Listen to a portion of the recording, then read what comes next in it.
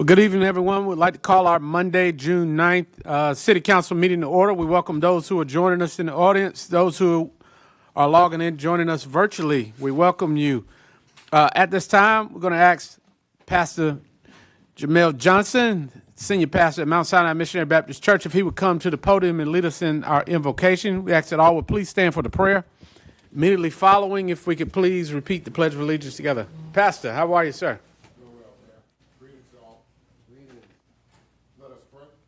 Gracious God, our Heavenly Father, we humble ourselves in your presence this evening. We thank you for this day that you have allowed us to see. You have been good to us all day long. Yes. You have allowed us to breathe your air, and we want to say thank you for allowing us to have life. We thank you, Lord, for the liberties in which you have allowed us to experience in this city and in this country. We pray, God, that you would forgive us of our sins, our transgressions, and our wrongdoings. We pray, Lord, that you will wash us and cleanse us, renew us, that we may be in right standing with you, so that we may trust you and lean upon you. We ask, God, that you would bless this city of Fayetteville. Let it continue to be a beacon of light for others across this country to look to see what right looks like. We pray, Lord, for a spirit of righteousness to be invoked all across this city. We pray, Lord, that you bless this council meeting this evening. We pray, Lord, that your wisdom would reside over this meeting, that it would govern every thought and govern every action. We thank you for our mayor. We thank you for every council person. We thank you, Lord, for all staff and government officials who run this city of Fayetteville. We ask, God, that you would endow them with your Holy Spirit and give them, Lord, your strength to do the job that they need to do. And then, Lord, please let it rain down all over this city, that you will bless all citizens of Cumberland County and the city of Fayetteville. We bless your name, and in the precious name of Jesus we say, amen. Amen.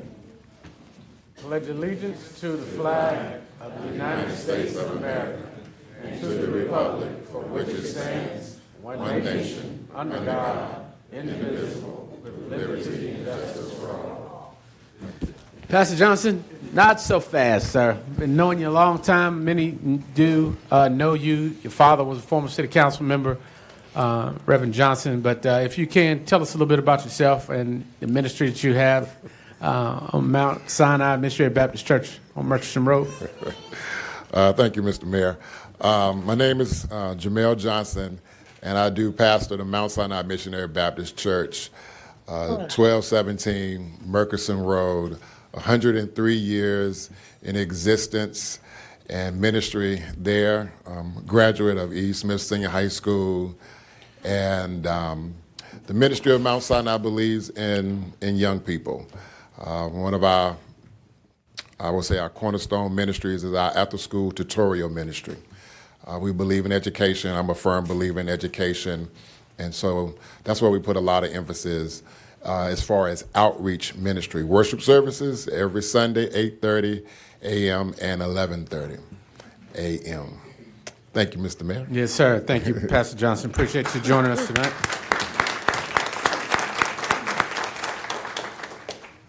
Council, at this time, we'll move to our announcements and recognition.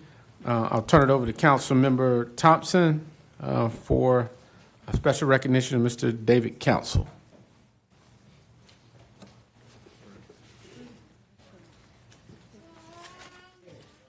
Oh, you got it? Okay.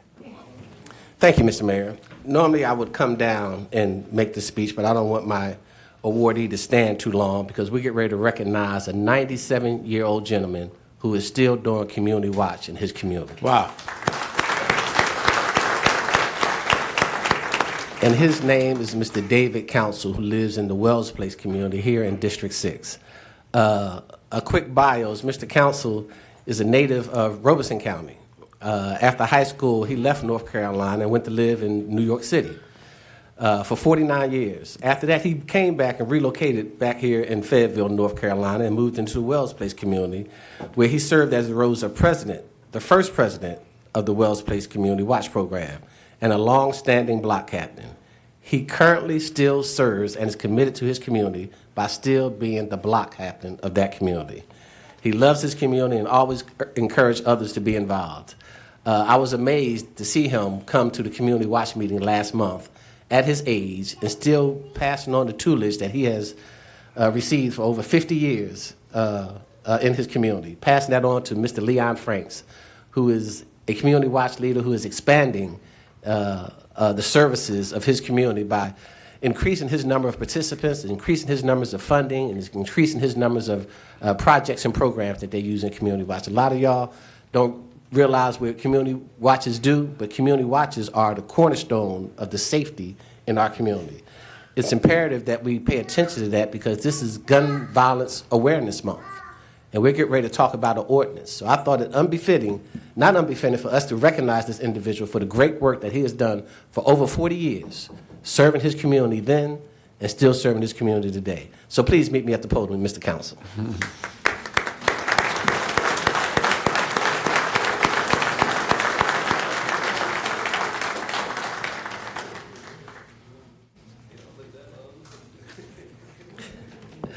I heard somebody holler, he doesn't look that old.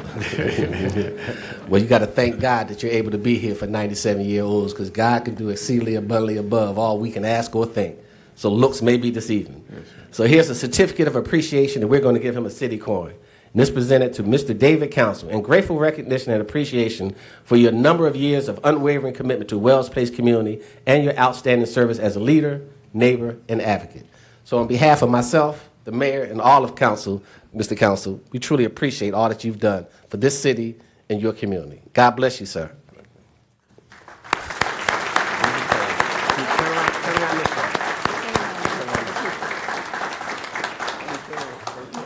I'm gonna let you say a few words. I'll hold this for you so you don't have to hold it. Look up. Can you see him over there? Miss Council, you need to be in that. Councilmember Thompson, can we get a picture with Miss Council? She wasn't in. Let's get one of all of them. Can you get it?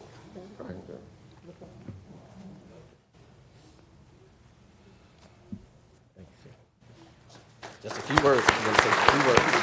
Say a few words. Okay. I got it. No, I got to say something? I'm a person of few words. I appreciate the celebration that you're having for me today, even though I don't know why, but I do the best I can.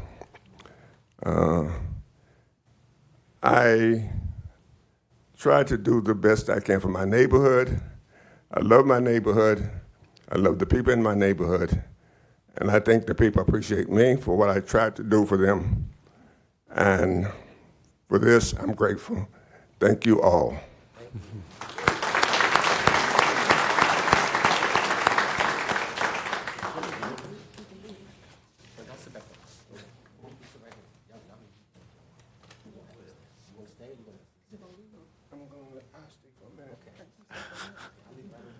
Thank you, Councilmember Thompson. Thank you, Mr. Council, for your work to the community. You and Mrs. Council for your work that you've done over the last 40 years, you said. So that's amazing work. So thank you for that.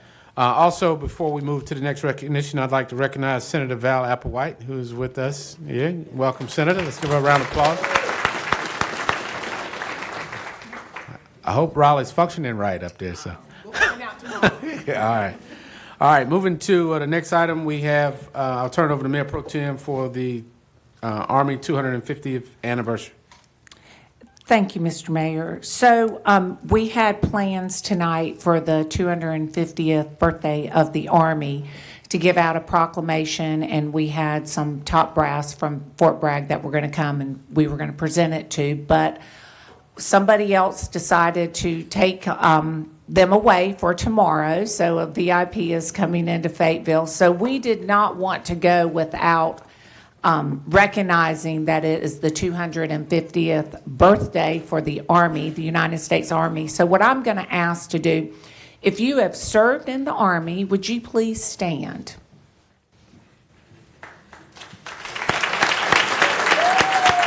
Now, if you would stay standing, and the toughest job in the military is if you are an Army spouse, please stand.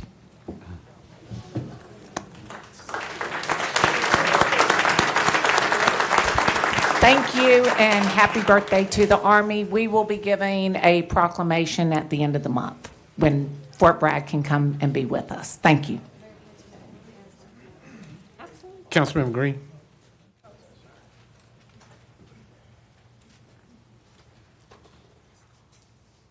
You waiting on Green? Green? All right, there you go. Thank you. Thank you, Mr. Mayor. Thank you, Mayor Pro Tem. To piggyback off of what the Mayor Pro Tem just told us about the Army's 250th birthday, please go ahead and mark on your calendars August 16th at 8 a.m. There will be another proclamation issued from the state of North Carolina to the Airborne and Special Operations Museum Foundation, and there will be a plaque posted at the Liberty Tree as a historical tree. So we are finally getting that tree the designation it deserves. So please mark that on your calendars and plan to attend. Thank you. Thank you. Thank you, Councilmember Green. Council, with that, I will ask that who will receive this? With the development, economic and community development, would that be Mr. Baker or Mr. Colley? Mr. Baker, all right, I'll meet you at the podium.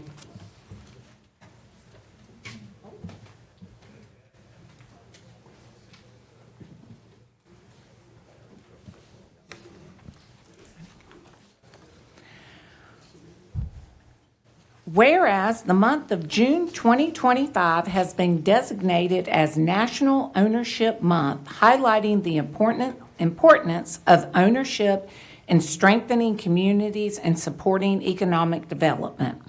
And whereas the City of Fayetteville's affordable housing strategy is built upon 4 primary goals: increased access to housing resources, increased inventory and diversity of housing options, preservation of existing housing options, and promotion of self-sufficiency. And whereas the city's Economic and Community Development Department leads the implementation of best practices initiatives that support all elements of this strategy, including addressing self-sufficiency through increasing ownership, by utilizing federal, state, and local funding to implement a down payment assistance program to provide down payment assistance or gap financing to qualified homeowners within the City of Fayetteville. And whereas the city's Economic and Community Development Department has expanded its reach of its own down payment assistance program to be more accessible to residents of the City of Fayetteville under the Home Buying Hero program, which underscores the value of homeowner education readiness by equipping residents with knowledge of how to be a successful long-term homeowner. Now, therefore, I, Mitch Colvin, Mayor of the City of Fayetteville, North Carolina, on behalf of the City Council and more than 208,000 citizens, do hereby honorably proclaim the month of June 2025 as National Home Ownership Month, and urge all citizens to recognize and celebrate this outstanding efforts for the city's Economic Community Development Department. Their commitment to expanding home ownership opportunities and empowering residents through education continues to play a vital role in enhancing the stability, substantiability, and the vitality of our community. Sustainability, sorry about that. In witness thereof, I hereon do set my hand on the cause of the Great Seal of the City of Fayetteville to be affixed this 5th day of June 2025. Mayor Mitch Colvin.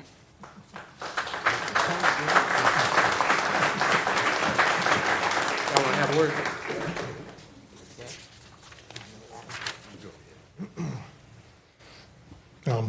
Mayor, City Council, thank you for that. Last year, we went through a rebranding, as mentioned, through the Home Buying Hero program. Since then, Ms. Bernadine and myself have kind of spearheaded this operation and tried to get the word out as much as possible. Hopefully, this will underscore and help more citizens address us in the office and try to reach more people. Since we've done that, we've put over, last count, just over 20 new homeowners in around the last 16 months into homes. Good. So, you know, and that's again, through federal funding, state funding, and funding that was allocated through the city council. So thank you. Thank you all for the work that you're doing. Thank you for continuing to promote, home ownership and the first-time home buyers program. So we appreciate that. And council, I'll go now to Councilmember Benavente. Thank you, Mr. Mayor. If I can please ask Madam President of Fayetteville Pride, Ms. Crystal Maddox, to come join me at the podium.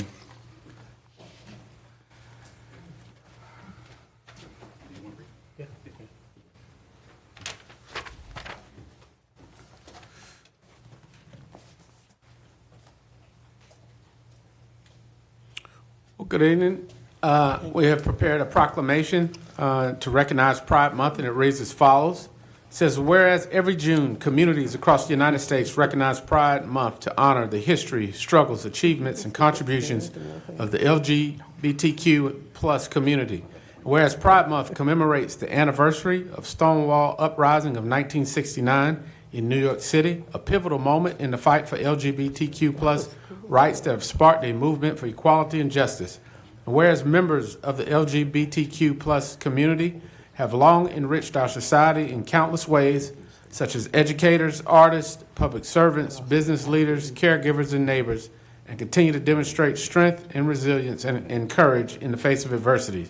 And whereas Pride Month provides an opportunity to reflect on the progress made toward equality, recognize the challenges that remain, and reaffirm our commitment to dignity, respect, and inclusion for all people, regardless of sexual orientation or gender identity. Whereas the City of Fayetteville is dedicated to fostering an inclusive, safe, and welcoming community where diversity is celebrated and all residents are empowered to live authentically and openly. Whereas during Pride Month, we support the rights of LGBTQ plus individuals to live free from discrimination and prejudice, and we recognize and uplift the voices and experience of those who continue to advocate for justice and equality. Now, therefore, I, Mitch Colvin, Mayor of the City of Fayetteville, North Carolina, and on behalf of the City Council and more than 208,000, do hereby proclaim the month of June in the year 2025 in honor of Pride Month. All right. And Mr. Mayor, we're sort of doing a double whammy today. I know this is the part where Ms. Maddox will start to speak, but before I do that, I also wanted to invite up front Mr. Ethan Cavanaugh. We're doing a couple of things today. Ethan, if you don't mind joining us as well. Ethan, you can stand right here. I just wanted to let City Council and all the City of Fayetteville know that beyond just the recognition for Pride Month, our city also wants to recognize Mr. Ethan Cavanaugh, who's an active volunteer with Fayetteville Pride. And during a recent past Pride Fest a couple of years ago, thanks to his dutiful vigilance, recognized a known member of a hate group that was attempting to enter the festival park. Noticing this, Ethan alerted law enforcement, and officers discovered this individual was actually in unlawful possession of a firearm. But thanks to Ethan's quick thinking and heroic actions, no harm came to any of the attendees that day, and safety was ensured. And I want to also make sure that we present Ethan with a city coin in recognition of his vigilance.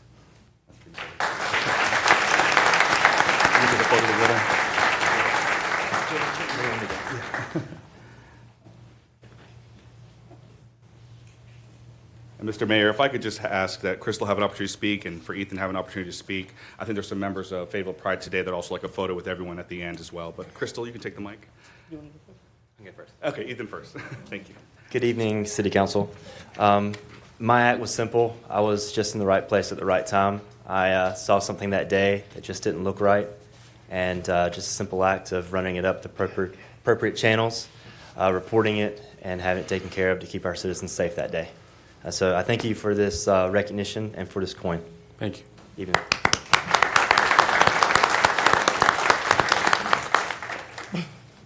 Good evening, Council and Mayor. I just want to make this brief. I know we've got a lot of excitement tonight.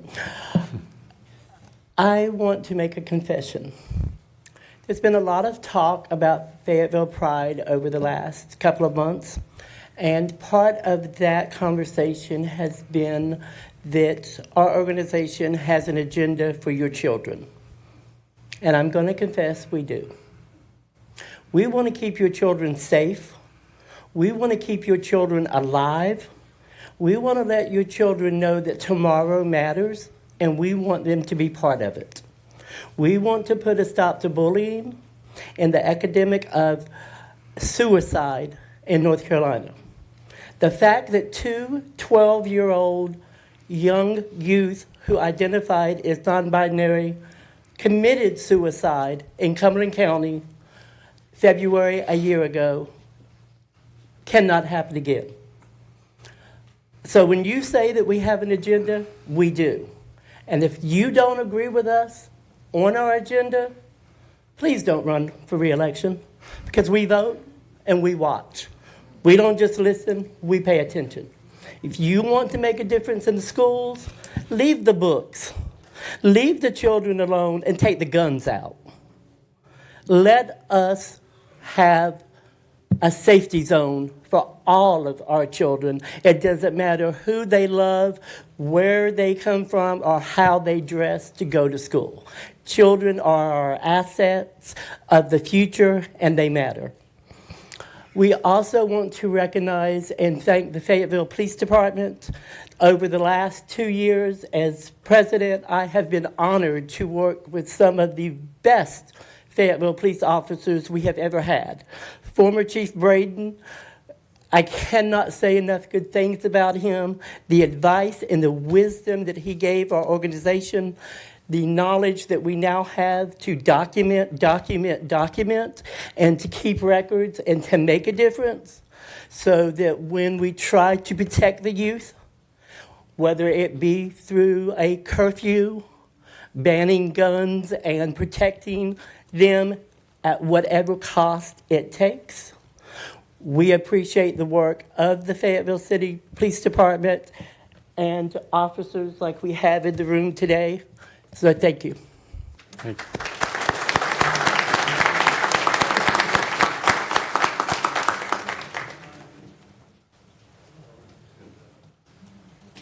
Just taking a picture, Lauren. And by the way, just so you know, all these people are an example of how many voters you actually do have in Cumberland County. Might be about 21,000, and none of y'all won the elections with that many numbers.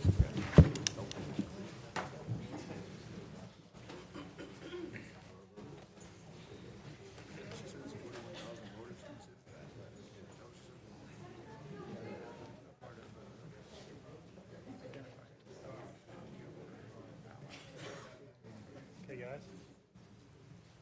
1, 2, 3. 1, 2, 3. Thanks, guys.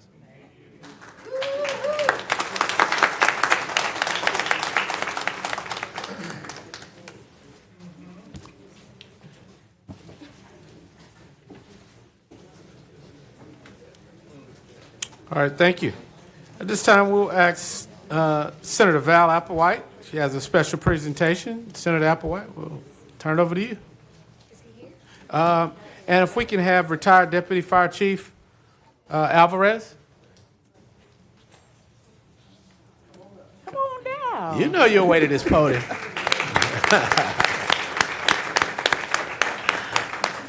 How you doing, Chief? I'm good, sir. How you doing? Is this a surprise? It is. Oh, it's a surprise. Oh, he didn't right. know. I love surprises. Thank you.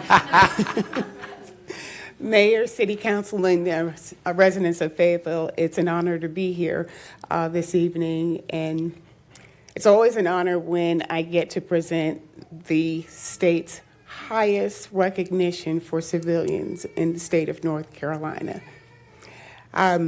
And it's even more special when I get to present it to a first responder, but when it's someone in the fire profession, it's very personal for me.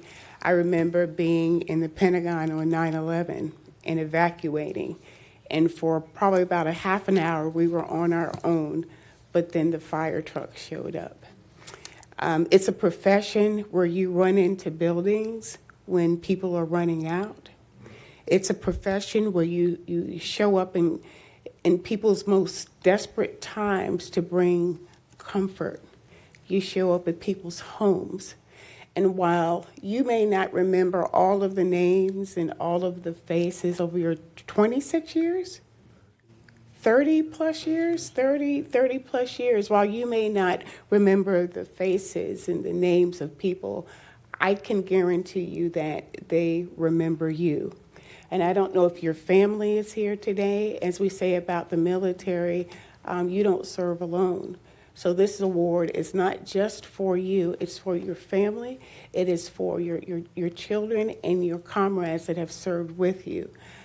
So it's an honor on behalf of the governor, Josh Stein, to present this to you. The state of North Carolina from Josh Stein. It's pretty cool, isn't it? It's pretty nice, right?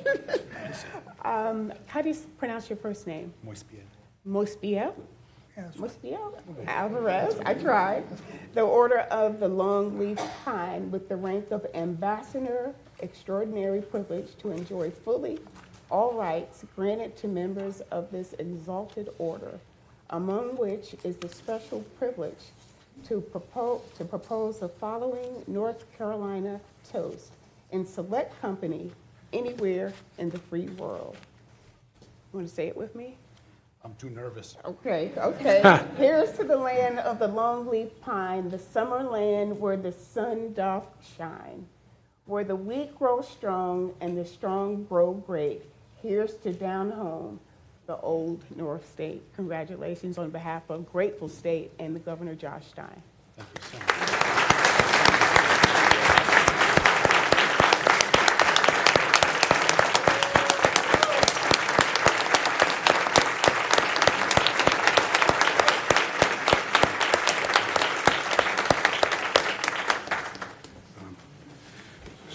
I didn't write a long speech, or any speech at all, but thank you, Senator Applewhite. I appreciate that. Thank you.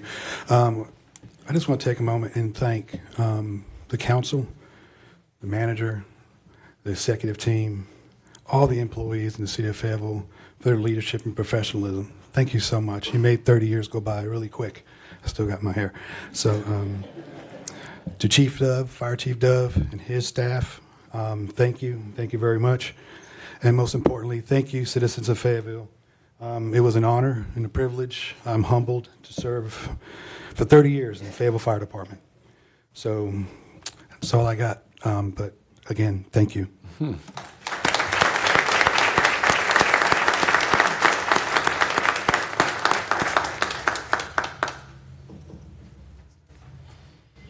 All right. Thank you, Senator Applewhite. Thank you, retired Chief Alvarez. Certainly missed you and enjoyed serving with you and the contributions you made during the last few years that we were able to work with you. Council, moving on to the next item, which will be the city manager's report. Mr. Hewitt. Thank you, Mayor. I'll need an assist from you in just a moment on announcements, but on Wednesday, this coming Wednesday at JS Spivey Recreation Center, 500 Fisher Street in Fayetteville, from 6 to 7:30 p.m. The city is taking a thoughtful look at the future of Blount and Gillespie Street site, and we're asking and engaging our residents to come out for a community workshop to be able to give us a chance to share your ideas and express your vision for this very important site that the city has acquired. I think it's 8.77 acres. More information about that can be found on the city's website, and we look forward to welcoming the citizens and hearing their views. The other one, sir, is I would ask you if we could to talk about tomorrow night's State of the City. Yes, thank you, Mr. Hewitt. So tomorrow we'll have the State of the City. We'll talk about the things that the council has done. We are approaching the conclusion of the budget, so there'll be some recaps on the strides that the council has made and the things that are proposed in tonight's budget and have been discussed in the upcoming events in the city. And I look forward to where we plan to be as a community in 2050. You know, a quarter century has passed since 2000. We'll look at where we are over the last several decades and various council members and mayors and leaders. But as a community, where do we want to be 25 years from now? Because what we're doing tonight, the fruit of that labor and the beneficiaries of those actions will be the future generations, many of which are represented in this room tonight. So we'll talk about that. Will be just a brief conversation to the citizens tomorrow, and ask that you can join us either remotely or in person. It's at 6 p.m. tomorrow here in the room. Look forward to talking with you a bit about the state of our city and our community. Thank you. All right. Mr. Manager, you have any other? All right. All right, Council, moving to 6.0 is the approval of the agenda. Councilman Benavente, did you want to make that change during this motion? Yes, sir, Mr. Mayor. Thank you so much for that. I just asked that my city council colleagues consider moving item number 10.03 and flipping it with 10.02, just so we have an opportunity to discuss all of the plans that I believe some of our staff is going to be laying out, so they can be considered for incorporation to this upcoming year's fiscal budget. So the motion is just to flip 10.02 and 3. But to approve the agenda with those changes? Yes, sir. Yes, Mr. Mayor. All right, so the motion by Councilman Benavente is to make the approval of the agenda with the modifications mentioned. Is there a second? Second by Councilmember McNair. Is that? No? You had an announcement? We're past the announcements. Wait. All right, but we got a, let me dispose of this motion real quick. I'll circle back. Okay. All right, did we have a second to that motion to approve the agenda? All right, second by Mayor Pro Tem. And can you all clear our boards, Ms. Paula? All right. So motion and property second. Council, I look to you for your votes to approve the agenda. And Councilmember Hare, you on the line? Councilmember Hare? Green. Okay. All right. And welcome, sir. All right. Madam Clerk, that's unanimous. Those voting. Motion carries to approve the agenda. Really quick, Councilman McNair, you had Green. something? Okay, yeah, we got you, sir.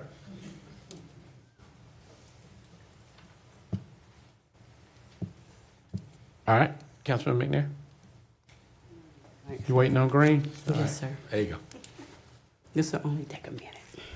I just want to take a moment to thank everyone for supporting the community picnic in the park at Lake Rim on yesterday. It was a success. And also I want to thank our, I know Senator Val Applewhite was there on yesterday. I want to thank her for coming out. And some of our fire departments, police department, and some of my colleagues came out as well. And I want to thank everyone for making this event, my third year event, a success. And I look forward to the fourth year next year. All right. Thank you, Councilmember McNair. Member McNair. All right, Council, as we move to the next item of business, it is the public forum. Per the City Council Policy 120.9, this is a time that residents may have input and a voice in what goes on in their city. Public forum will not last any longer than 30 minutes. Each speaker is limited to 3 minutes each to address the City Council on issues related to the City of Fayetteville. No time will be yielded to any other speaker by another speaker. Individuals desiring to speak at tonight's public forum should have signed up with the Office of the City Clerk no later than 5 p.m. On today, the day of the meeting. When the clerk calls your name, please approach the podium. Please clearly state your name and address for the record. And when the light on the podium changes from green to yellow, that means you have 30 seconds remaining. When the light changes from red, that means your time has expired. Any remaining speakers on the public forum list that did not have an opportunity to address the City Council have an option to have their name placed at the beginning of the next scheduled meeting public forum list of speakers. And with that being said, Council and audience, we have a number of who have pre-registered for it, 17 in fact, and so we're going to try to move it along. So if you could, as you make your comments, please be mindful that it is a certain allotted time. We want to try to get as many to 17 as possible, and we will do that if everyone can make their point, and then please be mindful of the next speakers behind you. So with that, Madam Clerk, we'll move into this, and I'll ask you to call the first speaker. Mayor, our first speaker is Sandra Stanley.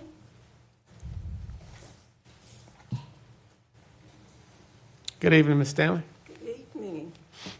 Sandra Stanley. I live here in Fayetteville, 641 Larkspur Drive. And I am a resident of Country Club North, and that's what I wanted to share some information with you, or my thoughts with you all about the decision that was made to take our exercise lane away. Well, it's gone. We had no idea that it was going to be taken, so we didn't have any input as citizens and residents in Country Club North. I understand that there's some concern maybe on your board that part of the problem was that they thought that if they took the exercise, didn't allow cars to park in the exercise lane, that they start parking on their grass. Well, they already park on their grass, and the reason they do that is because they make that decision to do that, and also because it's convenient. But I don't think that has anything to do with the health and fitness that we use that lane for. We walk in it, we run in it, bicycles are on that lane, parents pushing their children are on that, in the exercise lane. So we get a lot of use out of that lane. I think that if we had had more time where we could have had some input, we could have put our heads together and come up with a better reason than resolution rather than just pulling the bike lane and getting rid of that when we really didn't have any input on that. And we live right there and we're invested in that community. The other thing is that considering that we live in a city that they say is in the top 10 worst cities for health and fitness, I think that was contraindicated, that it was not a good thing to pull that lane away. So what I'm asking is I hope that you all would consider revisiting that so that the citizens that live, the residents that live there, that will have some input in that. And also, I know that you all are busy. I understand that. And I know that you all have a vote year this year, an election. And, well, let me change that. We have an election because we're also involved in the voting process. So if you all would consider revisiting that so that we can have an exercise lane, we would really appreciate that. Thank you, Ms. Stanley. And ACM Lindsay, if you could get with her, because I'm not sure all of us were tracking that, but we'll get filled in from that. But great points, and we appreciate that. Our next speaker, Mayor, is Mr. Cedric Barham.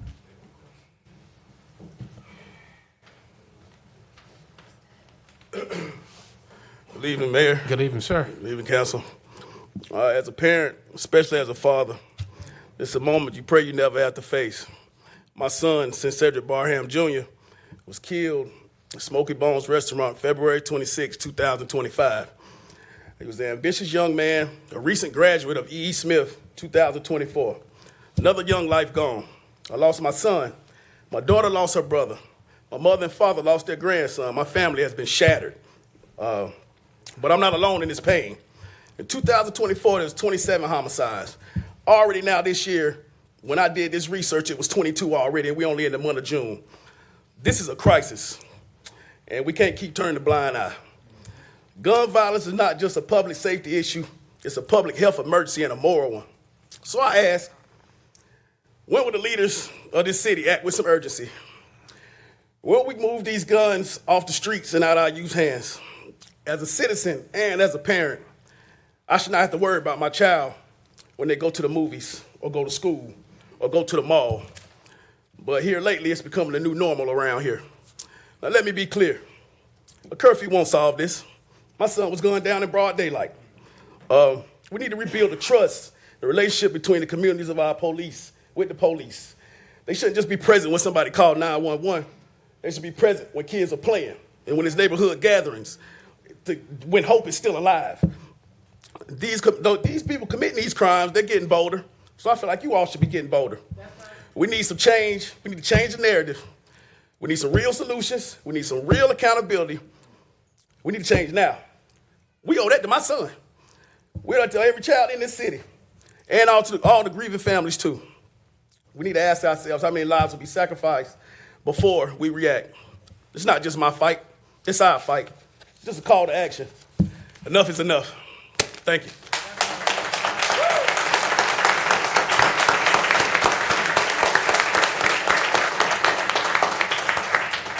Mayor, our next speaker is Ms. Constance Baker. Ms. Constance Baker? Not present. Our next speaker is Mr. Kanchan Kamone.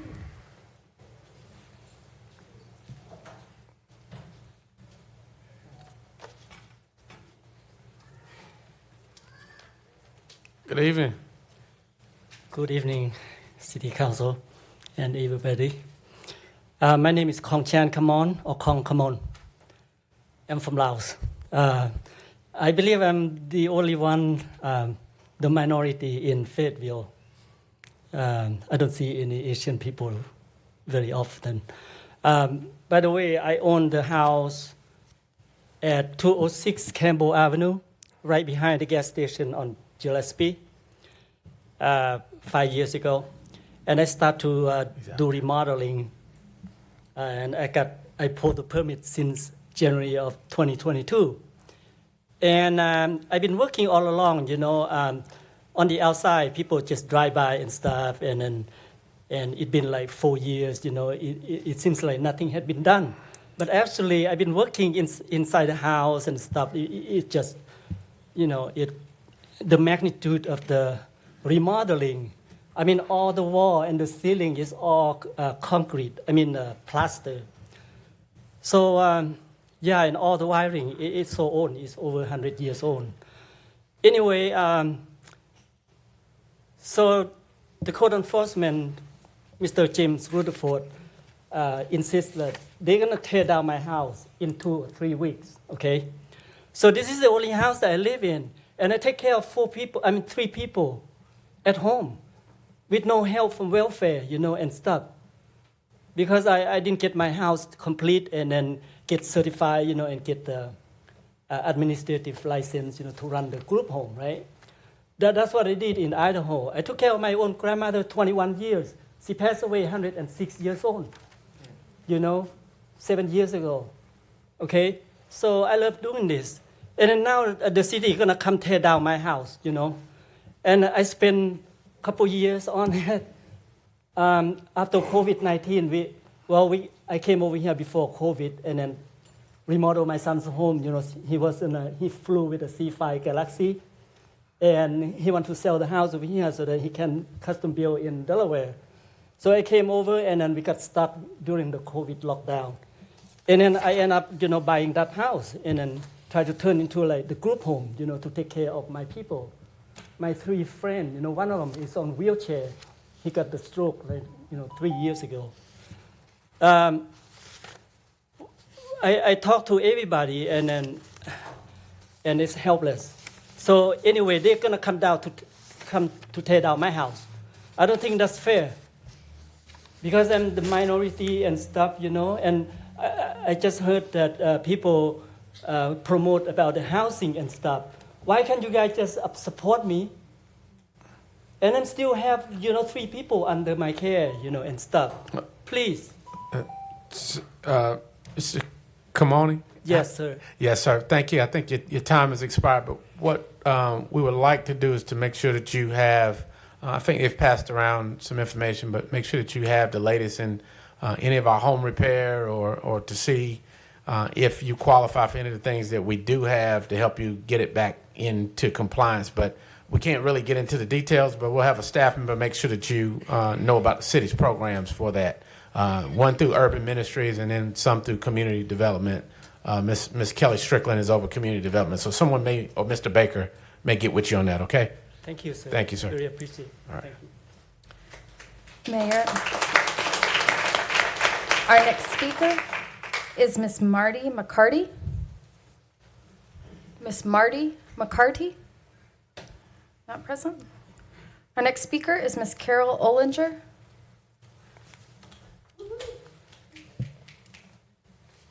Good evening, Miss Carol. Okay. When does that time start? After I greet you or like right now? So you start talking in the mic right now. I won't talk in the mic. I'll just talk this way. I am Carol Olinger. I have to give my address, right? 53, no? Okay. I'm Carol Olinger. I live in Hope Mills, but the community I represent, most of them live in Fayetteville. I'm here to talk about the curfew. The main thing is, if we are the city we're the can-do city, then we can do better. And we can. I'm a flip-flopper on the curfew, unfortunately. I think we need to be able to keep our youth safe. I don't like the consequences. We can't criminalize our kids with how I'm reading it. Delinquency 3 is a misdemeanor and up to a $500 fine to the parent. You're saying no? Or you don't have to say, I could be reading it wrong. That's how I read it. I don't agree. A bunch of us out here don't agree. That is terrible. If I have a family that's a single parent, if I want my kids just to go to the movies, is the curfew at 9 or is it at 10 or is it 11? We have to make it personal for Fayetteville so it can work for us. I don't want my grandkids are here for the summer. I don't want them to get in trouble because they went to the movies and the movies is out at 11. I'm not going with them. They have my permission. I trust my child. In the same sense, for the children that have problems, a mental issue, or they're being wayward for whatever the reason, we don't want to fine our businesses, the parents, and we don't want any of the children to have to get a delinquency 3 or a misdemeanor. I'm proposing that maybe we can do something different, like community service. If you guys get to set the rules, then you can set something that actually works, that makes sense, at least to me, at least to the people that have to do this. It's stressful. My grandson is here. He's like, Grandma, am I allowed to go outside? It's 9 o'clock. We're in our neighborhood and go outside. He said, Grandma, can I go to the movies? I'm saying yes, but I'm not going to the movies. I want him to be able to feel free and not feel like everybody is watching him because he's going to do something wrong. One of them is here. He stands taller than me. He looks older, but he's not. He's only 15. I am still building my trust with the Fayetteville police. I can't say I trust. Time is up. No. You got 30 minutes. I got 30 27 seconds. 30 seconds. Okay. I'm still building my trust with the Fayetteville police. I don't totally trust them all the way, but we're working on it.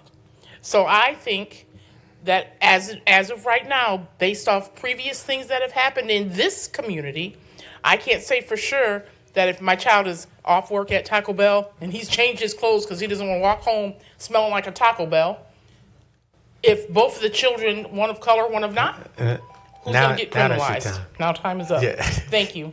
All right. Thank you, Ms. Carroll.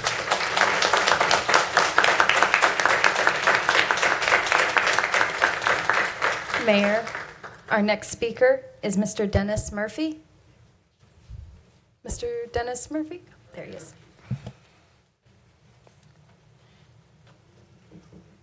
Good evening, Mr. Murphy. Hello. It's been a while. I want to thank everyone for showing here, and I believe what I have to say should apply to everyone, especially of age. When I say of age, really 21, but what I have to share is because we talk about policies. Well, I have one for you. It's a lot different from what y'all normally would hear. And this is pertaining to, according to this, you will see this at Walmart. It's right there at the counter. It's a big blue, it's not big, it's probably about 9 by 5. It's a sign that says, alcohol consumers. Let me put my glasses on.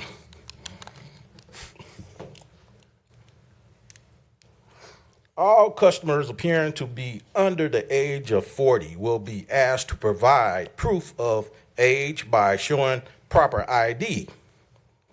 Under the age, appearing to be under the age of 40. To show proper ID. Customers under the age of 21 or without proper ID will not be permitted to purchase alcohol products. Well, you really just have to be 21 years old. What I'm saying is, I guess, if this is going to make some sense, you have an aunt or an uncle that works at the counter. They know how old you are. You might be 25. You might be 30. Well, they go ask you for ID.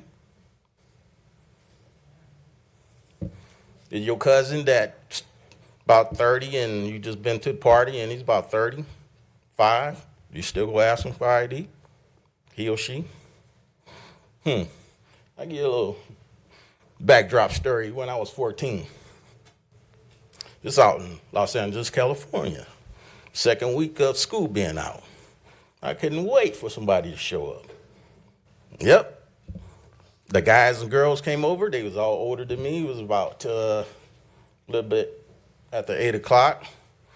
At the time, mom was a single mother at the time because I lost my father a few years prior. So what happened, she tells me, like, don't you go nowhere. I'm like, oh, okay, sure. So, and I also had like this little bed, this little cot up in the little room. She went to bed, and what happens is I left, but when I got back, my back was all scarred up. I fell off the back of a motorcycle of a guy I didn't even know. And she comes in and says, and sees me because I got up, with that, and she says, soft head makes a soft behind, hard head makes a soft behind, but my back hurt too also. That's because she was the policy that I went against. Yeah. So. All right, Mr. Murphy. Thank you, sir. Okay.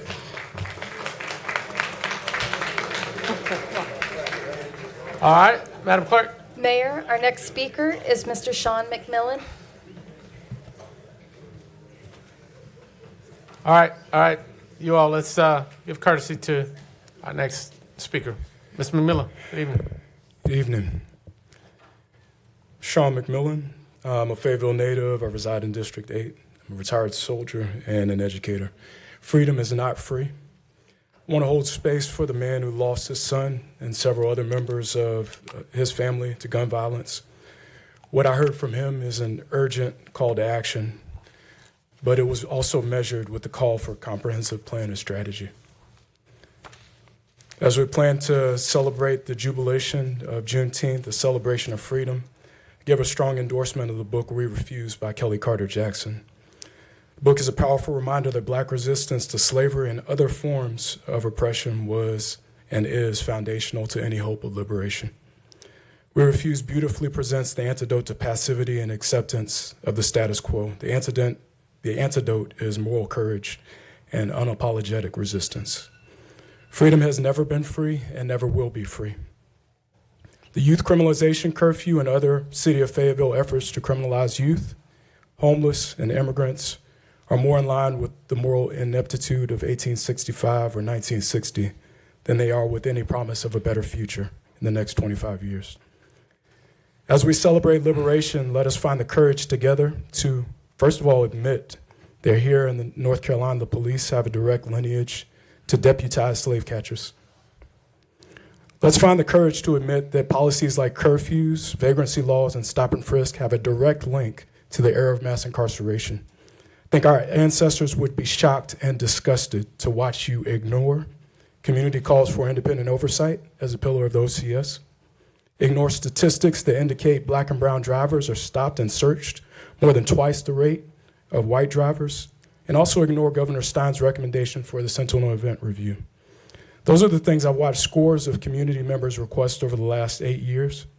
I have not seen the community beg you for a curfew that criminalizes youth, and yet that's what you chose to fast track. Not in our ancestors' wildest nightmares would they envision us, Black leaders, using our power to create ways to target our own children. All right. I understand there's ego attached to this at this point. I understand there's hubris attached to this at this point. But I also like to quote one of our other ancestors who said, "It's always the right time to do the right thing." That's what MLK said. I ask you to detach yourself from your ego Detach yourself from your foolish pride and hubris and think about what is safe and right for this city. Stop the youth curfew, all of us or none of us. Thank you.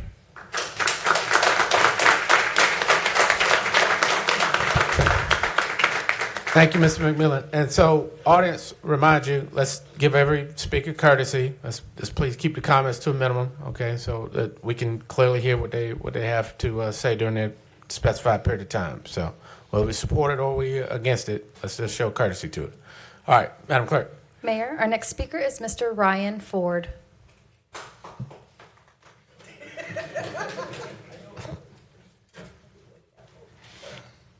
Pastor Ford, good Hey, evening. how you doing, sir? Good evening, Mayor and City Council.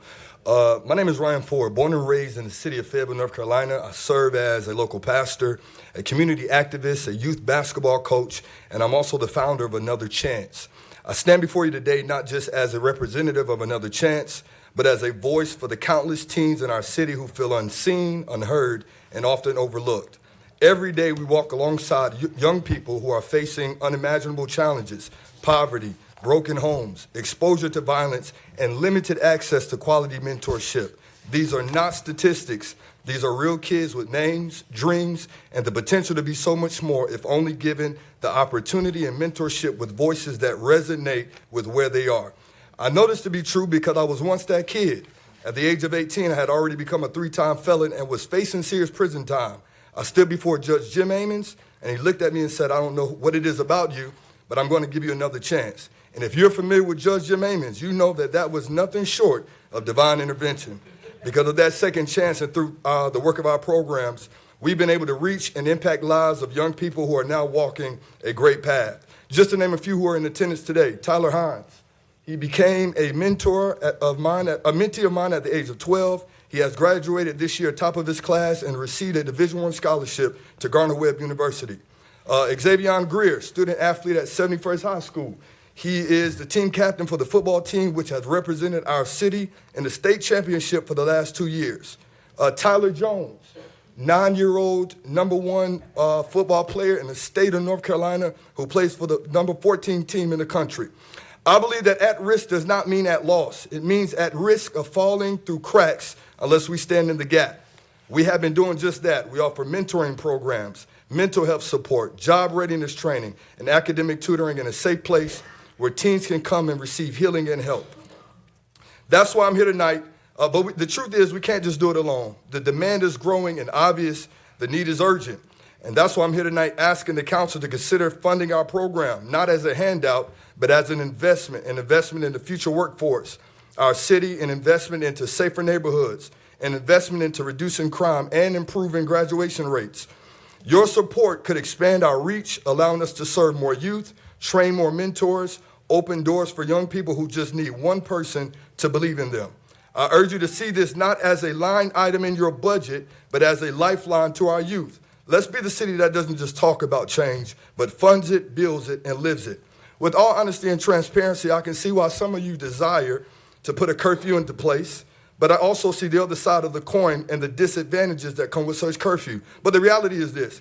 If we focus more on curfew than connecting, then we've already lost. And that is where our program comes into play. We connect. Thank you for your time, your leadership, and your commitment to community future. Thank you, Pastor.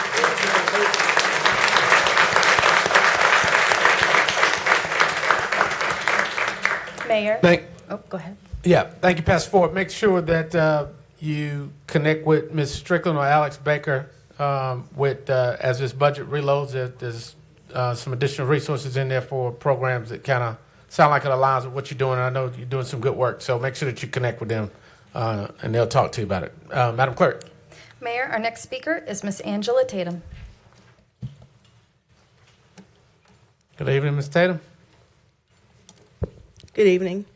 Since the community was not afforded an opportunity to speak before the 6 of you who chose to impose the youth curfew, I would like to first remind the council and those listening as to why youth curfews do not work effectively to address youth crime, thus making it an ineffective tool in the toolbox. Based on many studies, they have found that there is no significant reduction in crime or juvenile victimization. But we have some of our council members who feel that since 500 cities across the nation have imposed youth curfews with no significant or measurable success, we might as well be 501st city to fail at it. It brings new light to the question our parents used to ask us: if your friends jump off of a bridge, are you going to also? 6 of our council members would have answered yes, why not? But here are reasons why youth curfews will not work in our city. 1, it has been found that there is a potential for an increase in crime during curfew hours. 2, it increases encounters between black youth and law enforcement. There was a 14-year-old in North Philly that said he was detained 6 times for violations in 1 year. One time he said he was picked up after curfew as he was walking home from a friend's house. He said most of the times they took him home, but twice his parents had to pay a $500 fine, which he says was equal to their grocery money per month. He was never, all because he lost track of time when leaving his friend's house. He was never charged with committing a crime. The next evidence shows that curfews are not a reliable solution. Enforcement is placed on our police officers, which they already have a short staffing issue. Because of the 6 of you have already decided that this is what the city has to deal with, what are the effective, transparent ways that the community to provide information on the curfew? Here are some suggestions. 1, provide the community with a list of programs that will be operational between 9 a.m. to 11 p.m. Provide a list of organizations and nonprofits receiving funding as a part of the city's youth engagement plan and how each organization plans to provide programs and the hours of operation. Also, provide a list of requirements of motivational topics that all organizations, nonprofits should cover. Also require each one to collect qualitative data that is measurable. No organization should receive funding without providing the community with data that can be used to measure success. I see that there's a request for feedback to be given in October. I am asking that if there is no significant effect of crime, youth crime, that can be directly linked to the youth curfew, that our new police chief and the council be willing to remove this curfew from our city and sit down for real solutions to address the systemic issues and challenges that our youth and their families face. And I am also willing to have my organization be a part of this and provide a solution to our young women in the community as well. Thank you. Thank you, Ms. Tatum. Mayor, our next speaker is Ms. Lizette Rodriguez. I'm yielding my time to another speaker. Thank you. Our next speaker is Ms. Melissa Williams. Ms. Melissa Williams, not present. Our next speaker is Ms. Arlene Fields. Good evening, Ms. Fields. Good evening, Mr. Mayor. Again, my name is Arlene Fields, and my address is on record with my request to speak. But I do want to state that I live in District 1. And tonight I would like to talk about the request to rezone one corner of the intersection at Rose Hill Road, MacArthur Road, and Stacy Weaver Drive in order to build a 7-Eleven there. And let me say, I have nothing against 7-Eleven. I grew up in southeastern Virginia. They're a great place for a snack. You can always count on for a good cup of coffee, and I will take a Slurpee over an Icy any day. And so I was pretty excited when a 7-Eleven opened on Ramsey Street, less than 2 miles from me. I was less excited to hear about a proposed one a mile in the opposite direction at this intersection. If you've ever driven through there, that intersection is already a hot mess with people making unprotected left-hand turns from the library, the laundromat, the Food Lion. And if I am understanding the proposed drawing correctly, it looks like this is going to add 2 more unprotected left-hand turns onto Stacy Weaver and MacArthur Road. And I agree that it seems like, my understanding is that moving that area eventually from SF10 to limited commercial makes sense with the future land use plan. But I think it is preemptive to go ahead and allow this construction until the traffic flow is improved in that area. I think we need to look at making sure the residents of that area are safe before we have another convenience store. And thank you very much for your time, and I appreciate the opportunity to speak. Thank you, Ms. Fields. And did she get on the right list? She signed up for the public forum, sir, not the public hearing. Yes, sir. Okay, all right. Our next, Go ahead, we're pushing this thing. Our next speaker is Mr. Benjamin Holtquist.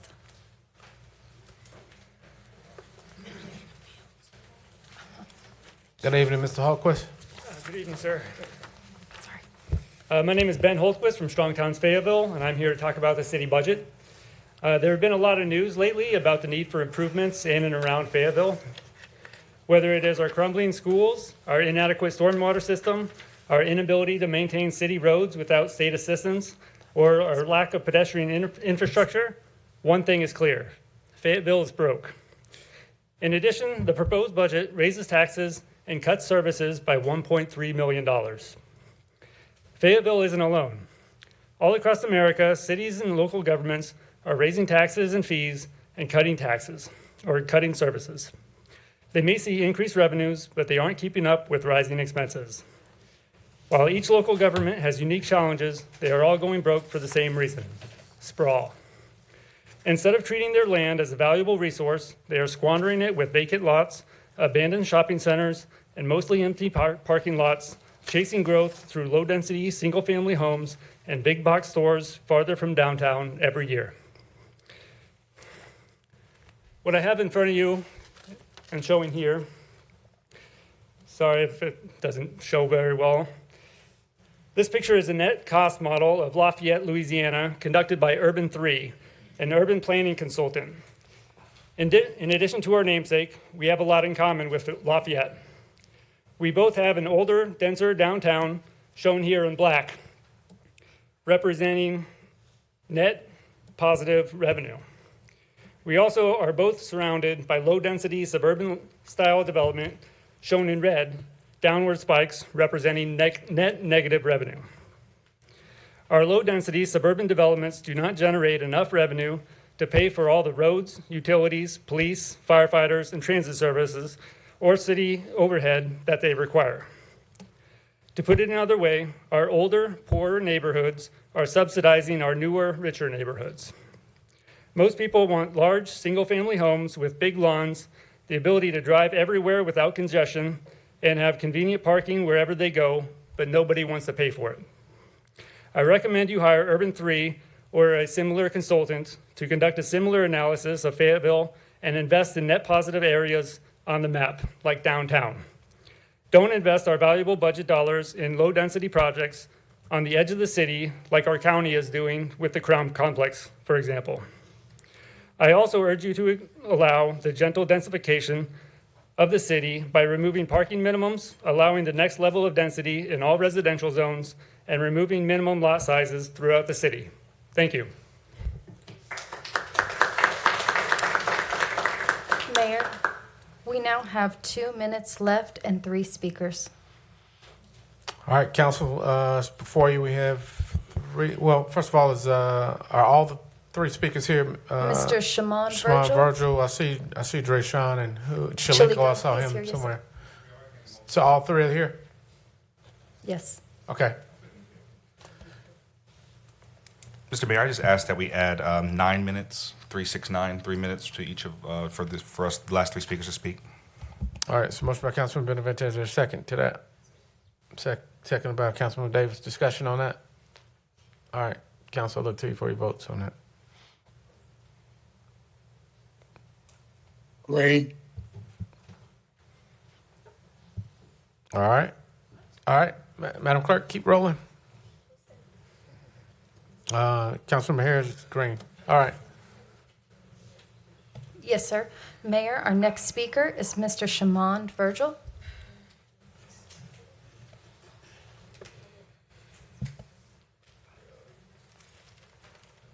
Good evening, Mr. Virgil. Good afternoon, Mayor. Good afternoon, City Council. My name is Shaman Virgil. I was born and raised in District 2 of Fayetteville, North Carolina. E. Smith graduate, 2015. Me and the valedictorian of my class stayed a quarter-mile away from each other on Ramsey Street, come up off of Osceola, right behind Nick Gerald's. And I want y'all to just keep that in perspective. Richard Hall, we still keep in contact to this day. The focus of this discussion would be the youth and the community. And I feel like we need more peacemakers that are relatable and that the youth feel more comfortable with. After I graduated, I scored a 93 on my ASVAB while waiting to go into the Air Force. I caught some charges, and 5 minutes turned into 5.5 years of my life. And that was probably the best thing that ever happened to me. Like, prison changed me for the better.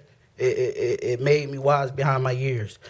But I just noticed since I've been home that the brothers, the youth, really gravitate towards me. And I have a lot of influence with a lot of my peers that are my age as well. And maybe if there was some way we could get like an in-between team between the law enforcement, because I don't feel like all the law enforcement are properly trained to be able to handle the community the way somebody like myself or other brothers similar to me would be able to. And I feel like that would tremendously decrease the violence, because a lot of these kids are growing up together. Fayetteville's only so big. And when you can get them to sit here and deal with each other and realize that people aren't that bad and we all we got, like, I mean, yeah, I went a little off my thing, but I'm going to get back on topic to it. With this, like, it all comes down to, I feel like, environments and the right crowd and the wrong crowd. And even though I'm from District 2, every district's children could be affected by the wrong crowd, whether it's from gun violence or drug overdose, because that's also at a high right now. So I just feel like... Now, go ahead. You got 30 seconds. 30 seconds left. Well, Yes, I'm gonna leave y'all with this quote. I don't normally get nervous, but I'm nervous right now. Nah, it's a Tupac quote. That's one of my favorite artists. If y'all could help me to get on this platform for the people, I'm probably not gonna change the world, but I can guarantee I'll spark the mind that will change the world. Speak well, brother.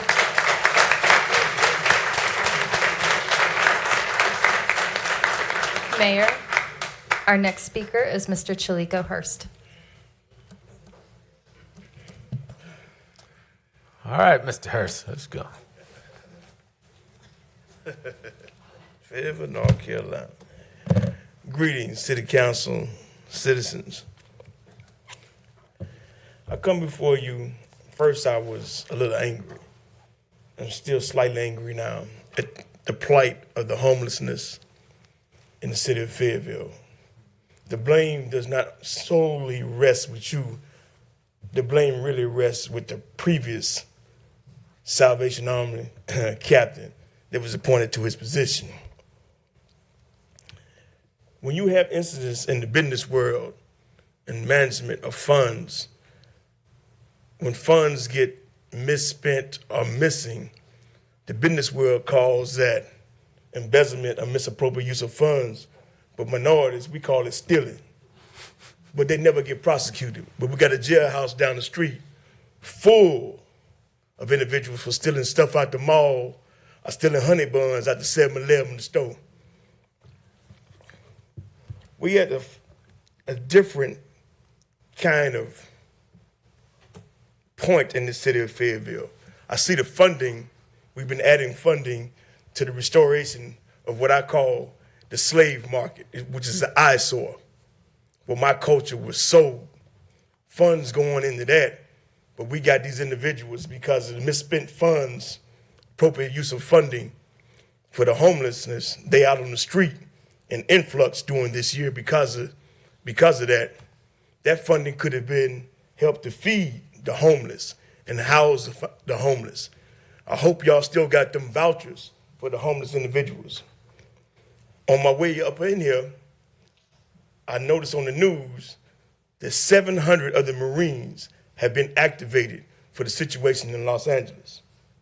And for the state of North Carolina, is being sued and investigated by the Department of Justice because of what they claim irregularities, people voting in North Carolina, which means they want to try to dilute and suppress the minority vote by addressing, claiming that some of the people on the voting polls in the state of North Carolina, Department of Justice under the Trump administration.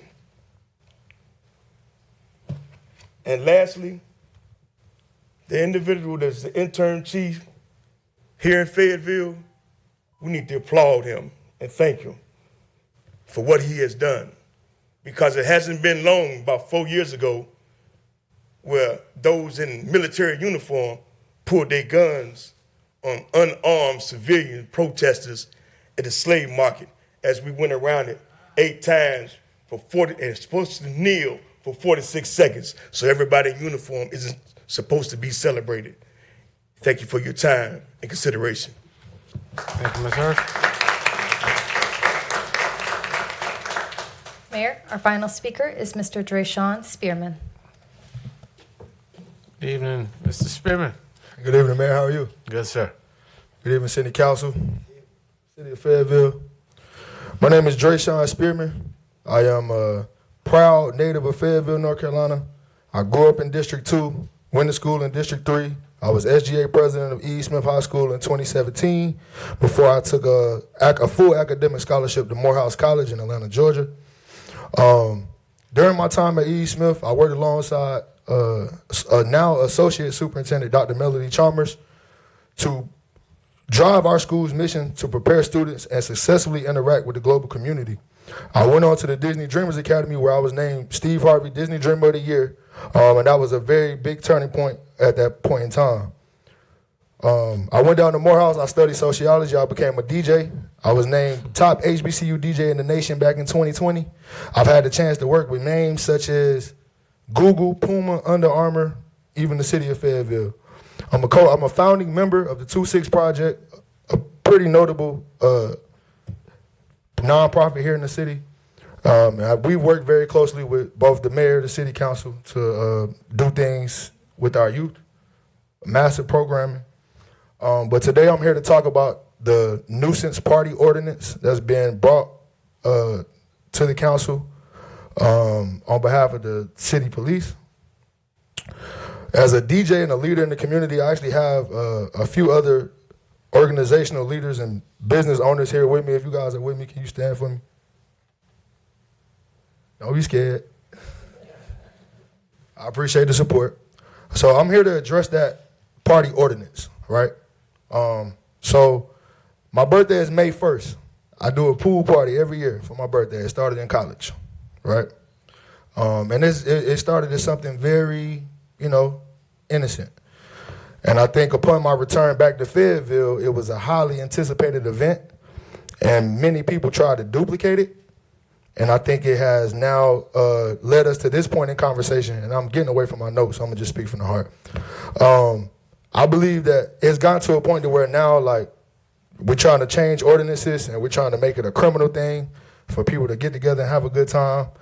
I will just say that as a business leader here in this space, a community leader here in this space, I can assure you that the events that me and my team put together are typically well secured, and we oftentimes take extra precautions to make sure that things are safe.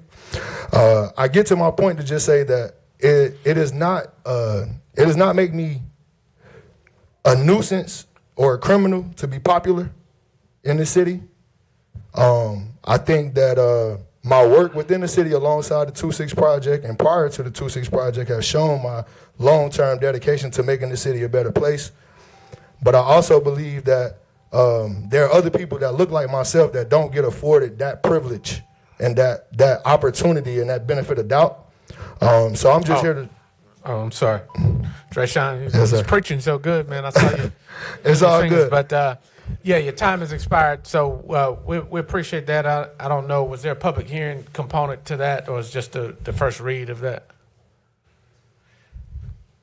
No, so there's no public hearing for that item. Okay, all right. But yeah, your time's expired. I've got to be fair and give it to all three, but we appreciate your comments. I appreciate that. So to be clear, is that not on the agenda for tonight? It is on the agenda. It's just sometimes there is a separate part of it, just like when she spoke about 7-Eleven. So I didn't know if it was put on the public forum when it could have been on a public hearing item. But, Yes, sir. Yeah, Mr. Kobe, could you just let me know who I maybe could direct these concerns to? Yeah. So tonight there will be a consideration for an overarching ordinance. If there's something different or kind of to explain a little bit more detail of what you're talking about, I think probably someone from the city attorney's office maybe a little. She could kind of explain the rules legally. Perfect. And then could get a little more detail with what you're saying. Perfect. Thank you so much, All Mr. right. Kobe. Thank you, City sir. Council, y'all have a good night. Thank you.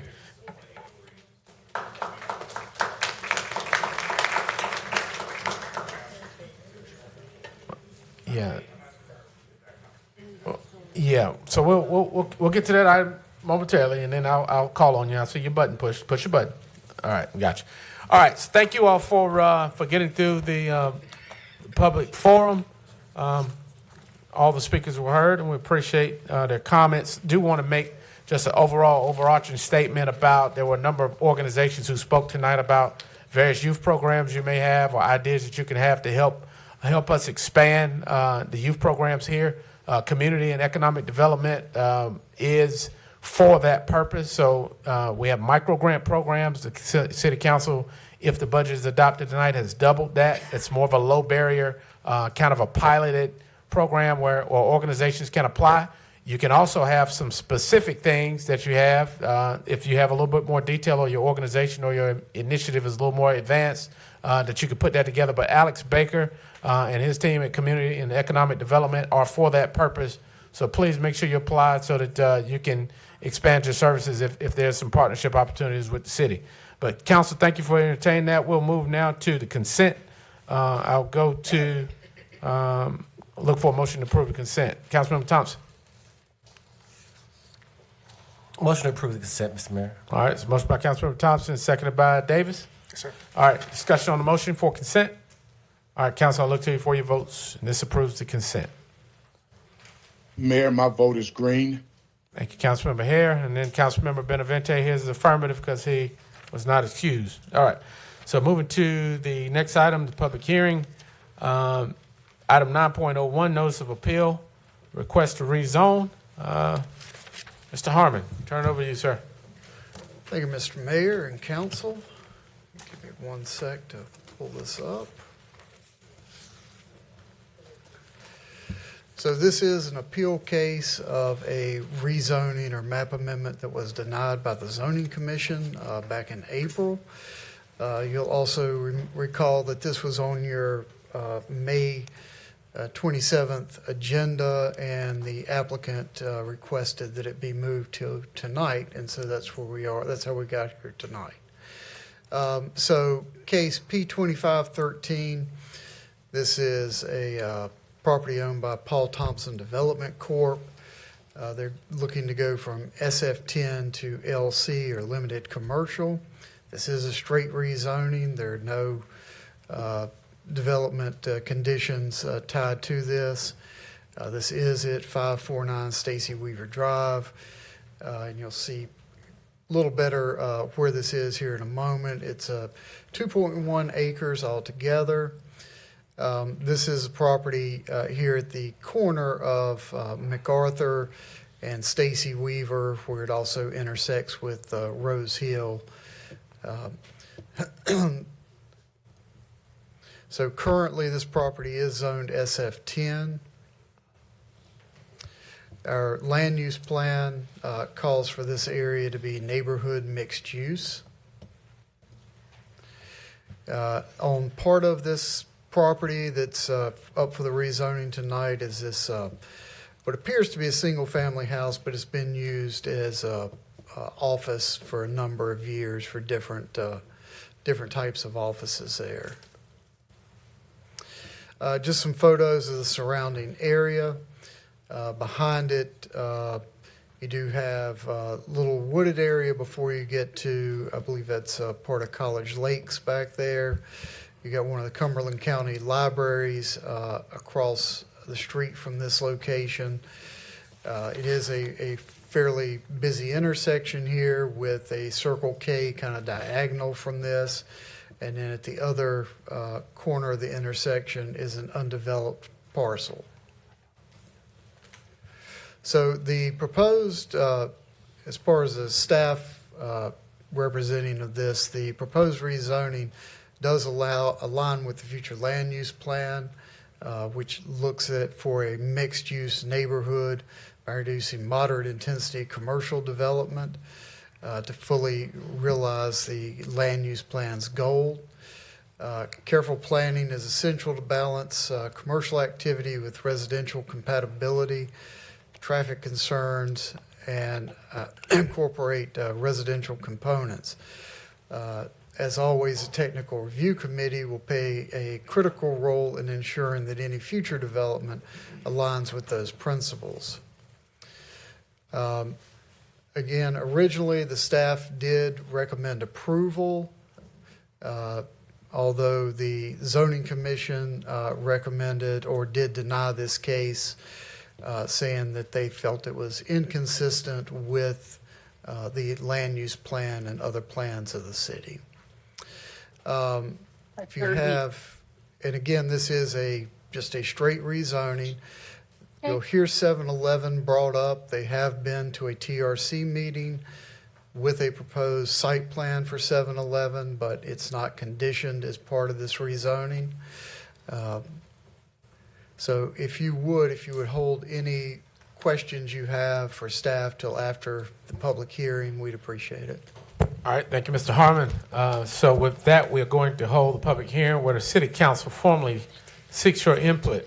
Individuals desiring to speak in the hearing must have signed up to speak with the city clerk and by name and address before the meeting on tonight began. We begin with the staff presentation. We will move forward to the formal hearing. 15 minutes will be allowed for those in favor and those opposed to the item of the hearing. Individual speakers, however, are limited to 3 minutes each unless by previous arrangement a single spokesperson has been designated, in which case that spokesperson may use the entire 15 minutes. So when the city clerk calls your name, please come to the podium. Please clearly state your name and address for the record, and you may then begin to address the council. When the light changes from green to amber, that means you have 30 seconds remaining. And at the conclusion of your time, you will hear the buzzer ring. So with that, Madam Clerk, I will open up the public hearing. Please call your first speaker. Mayor, we have 3 speakers for this item and 4 speakers in opposition to this item. Our first speaker is Mr. Jonathan Charleston.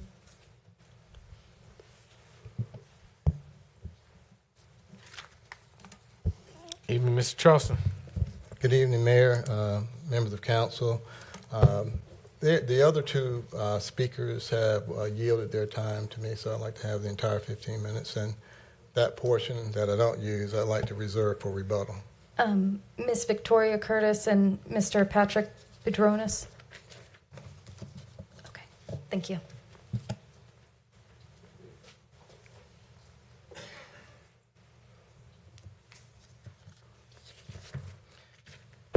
Good evening again. My name is Jonathan Charleston. My address is 201 Hay Street, Suite 2000. I'm here tonight on behalf of the applicant concerning the subject 2.1 acres located at Stacy Weaver Drive. Like all property owners, my clients, the owner and the applicant, seek the highest and best use of this property. The subject property is currently zoned SF10, as you've heard. It is largely underutilized in terms of its location and its potential. You've seen the photos. This property is located at a highly visible and accessible point along Stacy Weaver Drive, which is a transitional corridor, and that already supports a mix of residential and commercial uses. You've heard that the applicant seeks to develop and operate a 7-Eleven convenience store at the proposed location. A 7-Eleven, as you know, is a low-scale commercial use with predictable, manageable patterns. This type of development is usually exemplified by operations that are limited in scope, with a small employee base and with a smaller operational footprint. Convenience stores like 7-Eleven are evolving just and beyond just being fuel stops and are increasingly becoming destinations for healthy food options and other necessities. In fact, this is what 7-Eleven is known for, healthy food options. 7-Eleven is also the world's largest and most widely recognized retailers, both inside and outside the convenience store channel. The brand is consistently ranked among the top convenience stores in the U.S. and globally. In 2024, 7-Eleven was ranked number 1 in the country by CSP Daily News, a leading industry publication dealing with convenience store retailers. This brand distinguishes itself from its competition with many proprietary and private label items. On the surface, on the food service front, the chain has rolled out its Fresh Food Initiative, and as such offers a variety of healthier food options, including fresh fruits, salads, sandwiches, yogurts, protein bars, for example. So, as been stated, this property has had a single-family home on it since at least 1968. Commercial activity started on the property sometime around prior to 1995. In fact, one of my clients, Annie Hassan, operated a business at this location for many years. The surrounding uses, you know what they are. Directly to the west and the south are zoned either as limited commercial or O&I. A single-family residential neighborhood resides behind the property. We'll talk about the collaboration that the developers proposed with that community. And a library and a commercial property exist on the opposite side of the road. This is not residential, it's mixed use, it's neighborhood use. It's commercial development mixed in with residential and other uses. In fact, the current SF10 classification, as you know, allows for a number of different uses, including, among others, plazas and recreational development and other commercial uses, including group homes, for instance. The reasons why this rezoning should be approved are the following. I won't belabor the points, but you've heard what professional staff has indicated. The proposed rezoning aligns with the city's comprehensive plan for mixed-use neighborhood. The proposed zoning map amendment is consistent with the goals and strategies outlined in the 2040 Future Use Plan.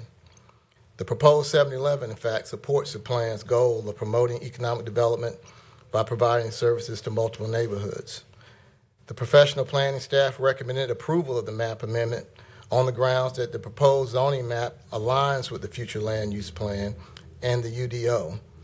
Permitted uses and development standards for the limited commercial district are appropriate for the site given the surrounding land uses. In fact, there are limited commercial tracts opposite on the opposite corners of this particular location. As previously stated again, and I think it's important to note that 7-Eleven is a low-scale commercial use, usually exemplified by operations that are limited in scope.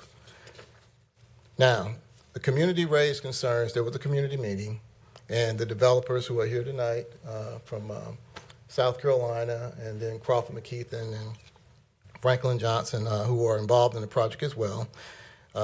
We all met with the community. Mayor Pro Tem Jensen was there as well. There were a few things that were issues. Landscaping and buffers. The developers have agreed to address these concerns of the neighboring community. And this site plan, which you have in front of you, indicates some of those concessions that the community, that the developers are willing to make. To address the concerns, as I indicated, the site plan for the 7-Eleven includes enhanced landscaping and buffers along the residential edge. Site plan includes a minimum of an 8-foot privacy fence along the residential sides of the property. And in developing that site, the plan is to keep as much of the natural trees there in place, not taking them out, and to add additional evergreen type trees there. I had a particular conversation with one of the neighbors who's most impacted about that, of the project. and who wanted to make sure that the natural screening was in place. Another issue that was raised had to do with lighting, whether or not the lighting from the development would shine upon the private residential uses. In regard to that, in response to that, the developers agreed to use directional lighting, which will not shine onto the properties of the adjacent landowners. There was a question about the retention pond. Instead of using a regular retention pond, this project will be using a dry retention pond, which means it fills up during heavy rains, but the water dissipates. So the retention pond is dry all the time. There were questions about mosquitoes and other things like that. There will be mitigation efforts ongoing to make sure that that is not a problem for the community. Of course, you've heard about traffic. And, there are concerns about traffic. And as community grows, there are always going to be concerns about traffic. That doesn't mean to minimize those concerns, but that's just a reality. In addressing these concerns, there's not been, at the Zoning Commission, nor have we had any evidence that this particular requested use would substantially increase the traffic at this location. What I will say, ladies and gentlemen, is that the reason 7-Eleven is considering that location is because of the high volume of traffic, community traffic, neighborhood traffic that's already there. So it's a built-in customer base, if you will. But we don't anticipate that this site will draw traffic and other uses from folks outside the community to that point. So what I would say in closing briefly is that, again, we don't believe, nor has there been any evidence produced at the Zoning Commission, nor has staff identified any conditions that would substantially burden the adjacent property owners, and the developers are willing, to the extent that there are concerns, to address those. If there are any questions, I'll be willing to answer them. Thank you. All right, thank you, Mr. Charleston. Thank you. Your time ended at 6:22, so Madam Clerk will notate that if there's a rebuttal needed. All right, Madam Clerk. Mayor, our first speaker in opposition is Ms. Donna Johnson.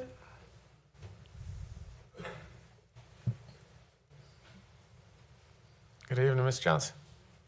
Good evening, Mayor Colvin and council members. My name is Donna Johnson. I live in College Lakes, where they want to build a 7-Eleven at the entrance to our subdivision. It will have 8 gas pump islands stretching down the main road from the entrance. It will have houses across the street and directly behind it. The entrance is our only buffer from the Circle K across the street from there.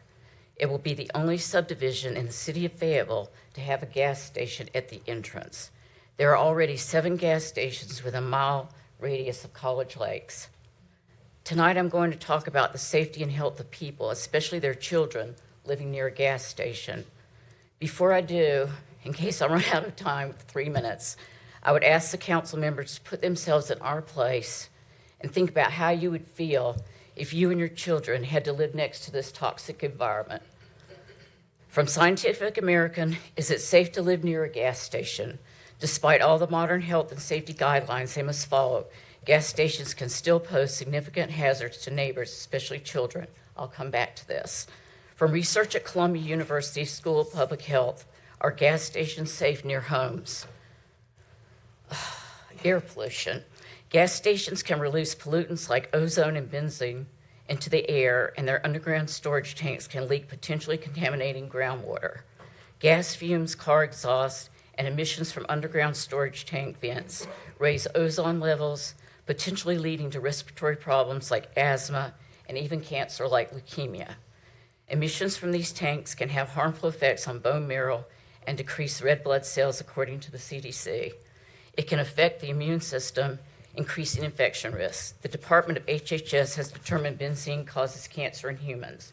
From Newsweek, a new study finds gas station toxic fumes are 10 times higher than thought. Columbia University has conducted research highlighting that VOC emissions were 10 times higher than previously thought.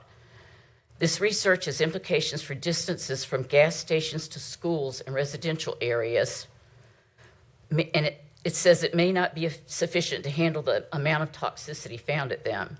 From front porch, house safer gas stations, noise pollution, increased noise in traffic, the constant flow of vehicles, loud machinery, and general activity of gas stations can generate noise pollution and traffic congestion, impacting the quality of life for residents.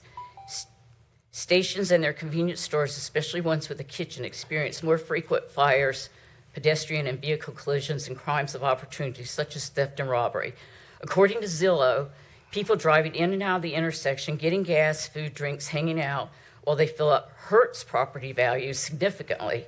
Convenience stores with gas station are number 2 on the list of industries that bring down property values of homes near them. The closer the home is, the more the value goes down. After finding out, I could have stayed here all night. Thank you, ma'am. Mayor, our next speaker is Ms. Tawanda Peterson.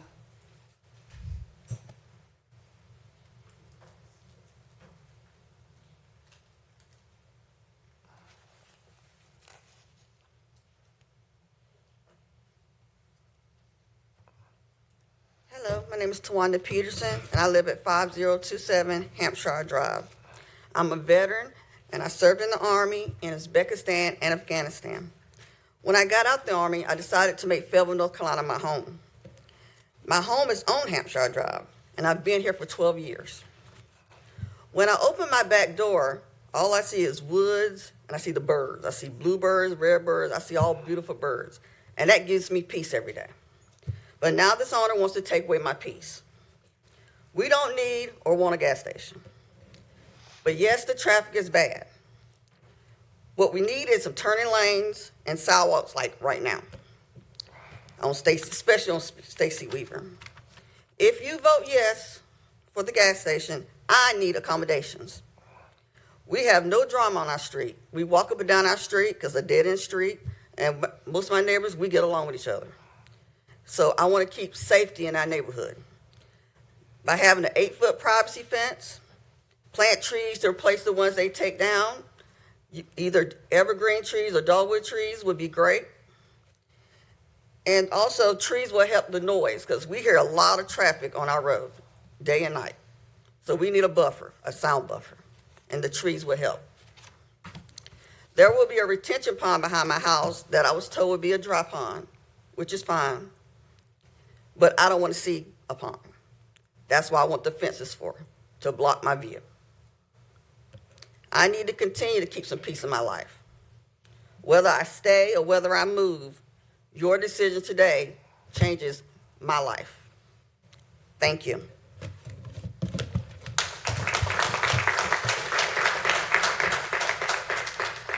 Mayor, our next speaker is Mr. Jamie Davis.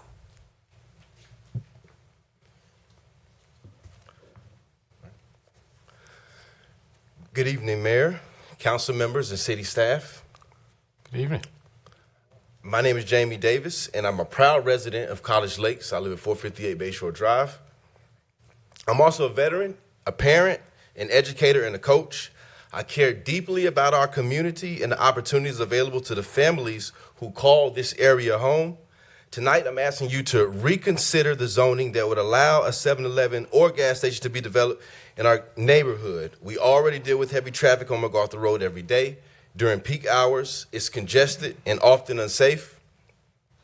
Adding a high-traffic business like a gas station will only make things worse with more congestion, more safety risks, and more pressure on our local infrastructure.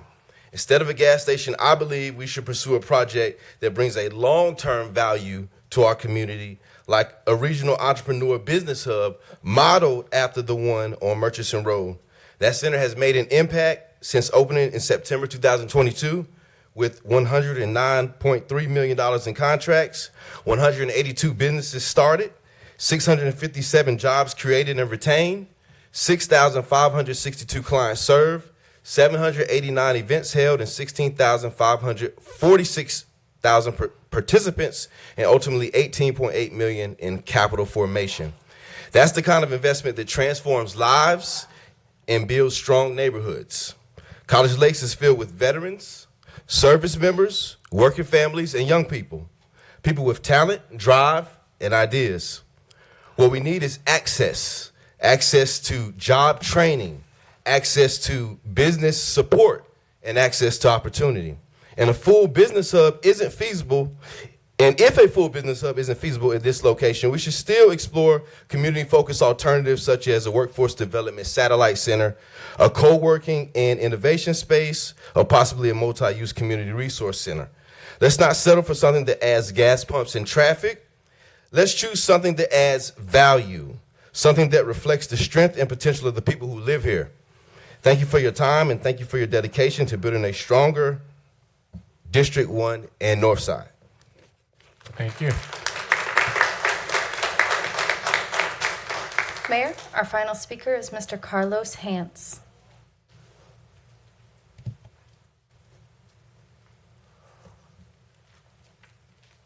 Good evening, sir.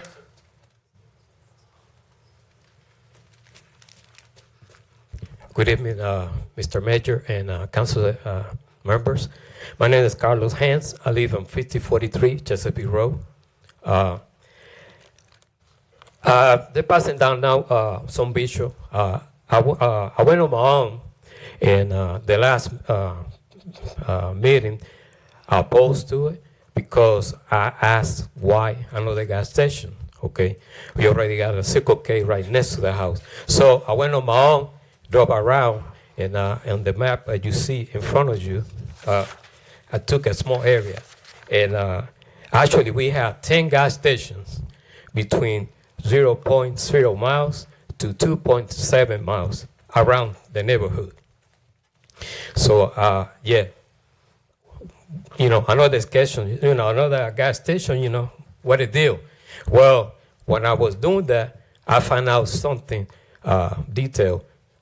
This gas station, about to build the 7-Eleven, is kind of unique because the other 10 gas stations, I look around, the area around the gas station, they have at least maybe 100 feet distant from any structure or buildings or even housing around those gas stations. But this one right here, the gas station gonna build right in the neighbor backyard. If you look at the map of the drawing, the fences of the houses on the gas station, what they're gonna build is gonna be right there, right by the backyard. Okay, so I believe so that gas stations are supposed to have at least 100 feet distant from any residential housing. On the top of that, they talk about fences on the backyard. Well, because the close proximity of the gas station with the housing, I was reading about it, that they should have at least a wall, a steady wall or solid wall, at least 10 feet from the residentials when you build a gas station. That's probably something that you guys probably had to find out about it, okay? Due to the fact that safety issue, okay? If there are any mishap happen in a gas station, fire, spill, explosion, it will keep the neighbor safe. Okay, now another detail on the map, on the drawing of the map. There's an area they say future access road. So that means there's a plan for expanding to the wood. Thank you, sir. You're welcome. All right.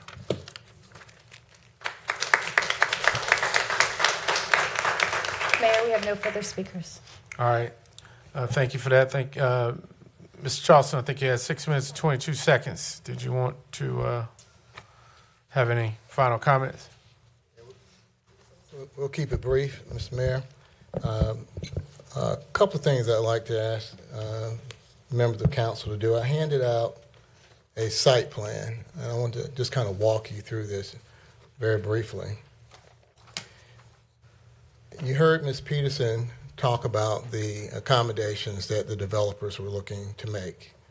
And those accommodations are, among other things, an 8-foot wooden privacy fence that was requested. Not a 6-foot fence, but an 8-foot fence.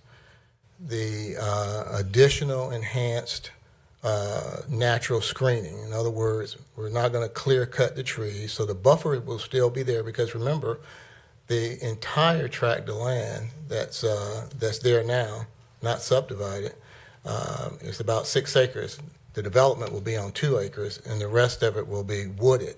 It will remain wooded, and most of the neighborhood houses that are impacted will be up against that wooded area. Ms. Peterson's lot, of course, backs right up to it. So the things that she asked for, the developer is providing. The 8-foot wooden fence, the detention pond, that's a dry detention pond. The detention pond is secured with fencing, so there won't be any risk to young folks. The enhanced natural screening. With respect to traffic, I would like to point out that there will be a turn lane added on Stacy Weaver that's required by DOT, which will ease the traffic and congestion. On MacArthur Road, the median there will, DOT has a no left turn requirement coming in either direction. So you can't make a left turn from the proposed site on either way, coming or going. And then, of course, on the perimeter, there will be sidewalks that are installed by the developer. Some of the things that I would point out again is that the 7-Eleven has demonstrated nationally, globally even, that it is a good neighbor for the locations that it is in. You know, we've heard some discussion about, the adverse impacts that convenience stores can have on communities. What I will say is that the 7-Eleven will be using the latest and the greatest technology. These are new pumps. So to the extent that there have been impacts from older infrastructure and stuff associated with gas stations, this is new stuff. It's more efficient. It reduces emissions of any sort. But in any place, I will tell you, you've seen these 7-Elevens. There's one right there on Bragg Boulevard at the new Amazon location. Take a look at that one. There's one on Ramsey Street that some of the neighbors told me they frequent all the time because of the good food that they have there. And so what we're saying here is that we're bringing a good neighbor. And the community has met with this developer. The developer has indicated whichever questions that the community had, they will address them. The traffic issue that's there exists. It's an existing traffic situation. I know. I own property over there. I lived over there for years, right down Rose Hill Road. I know what that is. And so as the community grows, you're going to see improvements to the infrastructure, the highway infrastructure. So what I would suggest to you, ladies and gentlemen, tonight is that what we have, again, is we have a property owner that's had this property and is being asked to shoulder the burden for the rest of the community. I mean, what do they want to have in their community? Been asked to shoulder that burden, but has said, look, let's meet halfway. All right, tell me what it is that's important to you. And you heard Ms. Peterson out of her own mouth tell you what's important to her. And everything that's important to her, every issue that was raised, the developer has addressed. And you heard Ms. Peterson say, if you're going to grant this, this is what I'd like to see happen. This is something that's already been agreed to. It's in the site plan that's been proposed by the city. This proposed development will not be a burden on the community. It will not create an appreciable amount of additional traffic. All of the mitigating factors have been taken into consideration, whether it's turn lanes, no left turns, dry detention ponds, directional lighting to keep the impact off, additional screening to make sure that the community has the appropriate buffers, all of those things. And the owner simply wants to develop that property. And I'll tell you, limited commercial is on, I think, 2 or 3 corners in the community already. And you can do commercial development even on the site where it is right now. You know, it says right in the SF10 classification, you can put a plaza there, you can put group homes there, you can do all this stuff. And then, of course, you know, if it's not developed in this way, there are going to be other attempts to develop it in other ways, whether it's multifamily and the like. But the economics do not support low-density residential development at this site. And I ask you to consider, again, that the property owner has a right to develop his property to its highest and best use. And I would ask for you to do that in this instance. Thank you. All right. Thank you, Mr. Charles. Madam Clerk. Mayor, we have no further speakers. All right. So with that, we'll close the public hearing portion of it. Councilmember Harry, you had a question or comment? Yes, sir, and thank you, Mayor and Council.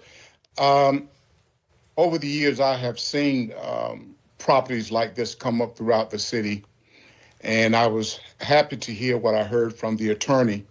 I would just like it to be written, depending on who makes a motion, if there's a motion to approve, that it be written in the motion and in the minutes of the conditions that there be no clear cutting. I did hear it stated, but a lot of times we hear things and sometimes it's not always followed through. So I'm just saying that to say that I know what some of the neighbors there and some of the area speaks of.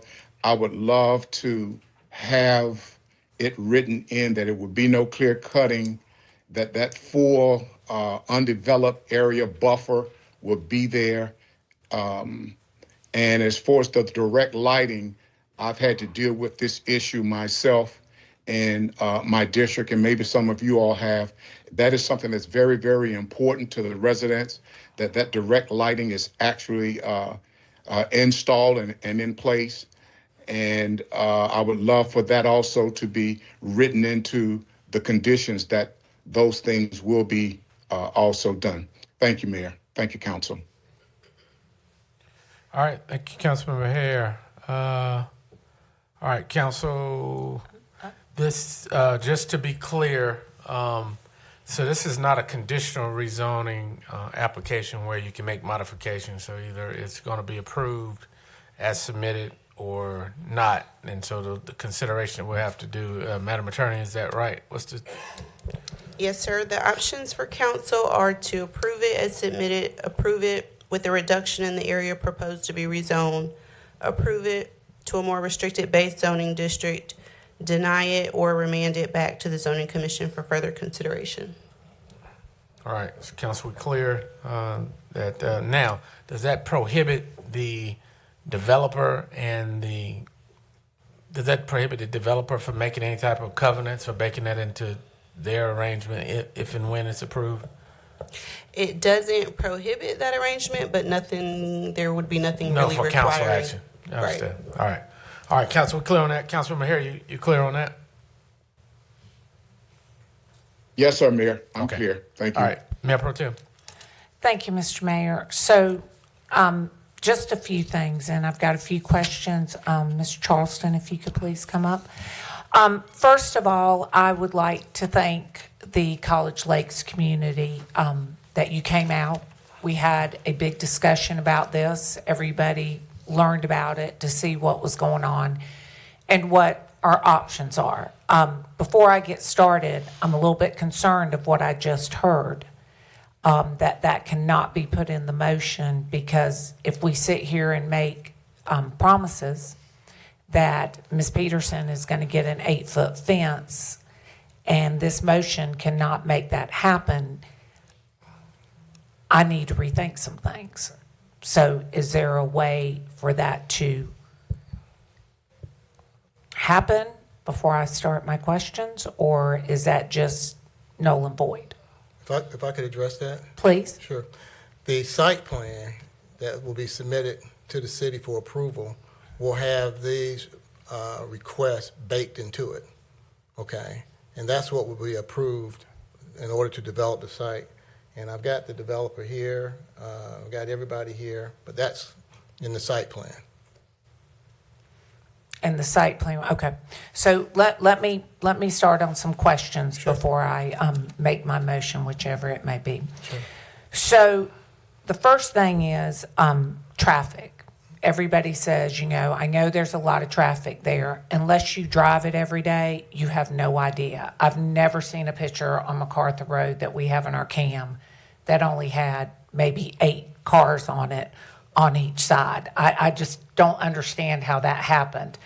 But what I do like about the plan, and I'm talking to everybody from College Lakes that's here because we had discussed it earlier. For this site to be developed, there has to be work done on Stacy Weaver and there has to be work done on MacArthur Road. Anybody that drives that knows it is a highway, freeway, whatever the time of the day it is packed and something needs to be done. The issue with this land is it's very expensive. It's inexpensive land to buy. It's very expensive to develop. So whatever goes in there, our choices are not what the neighborhood wants. It's just not, because it's going to have to be something massive. So out of the choices, I think we have a very good choice. And the fact that there is really one house that will be behind the store. The other 2 are behind the stormwater, and then we have the people across the street that their traffic is going to change a little bit. With that being said,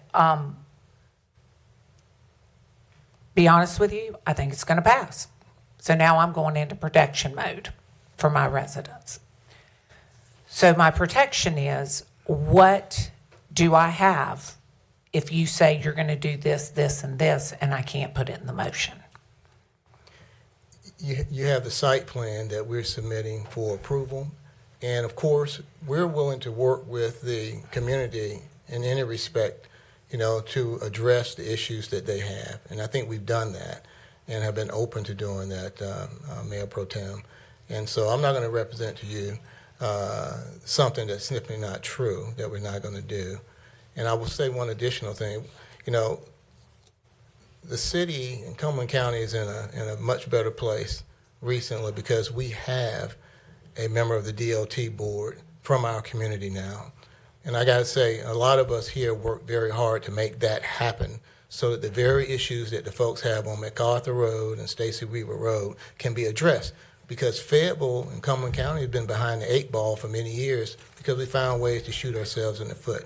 This time, I think we have something in place that can address the legitimate concerns of this community, and they're real concerns.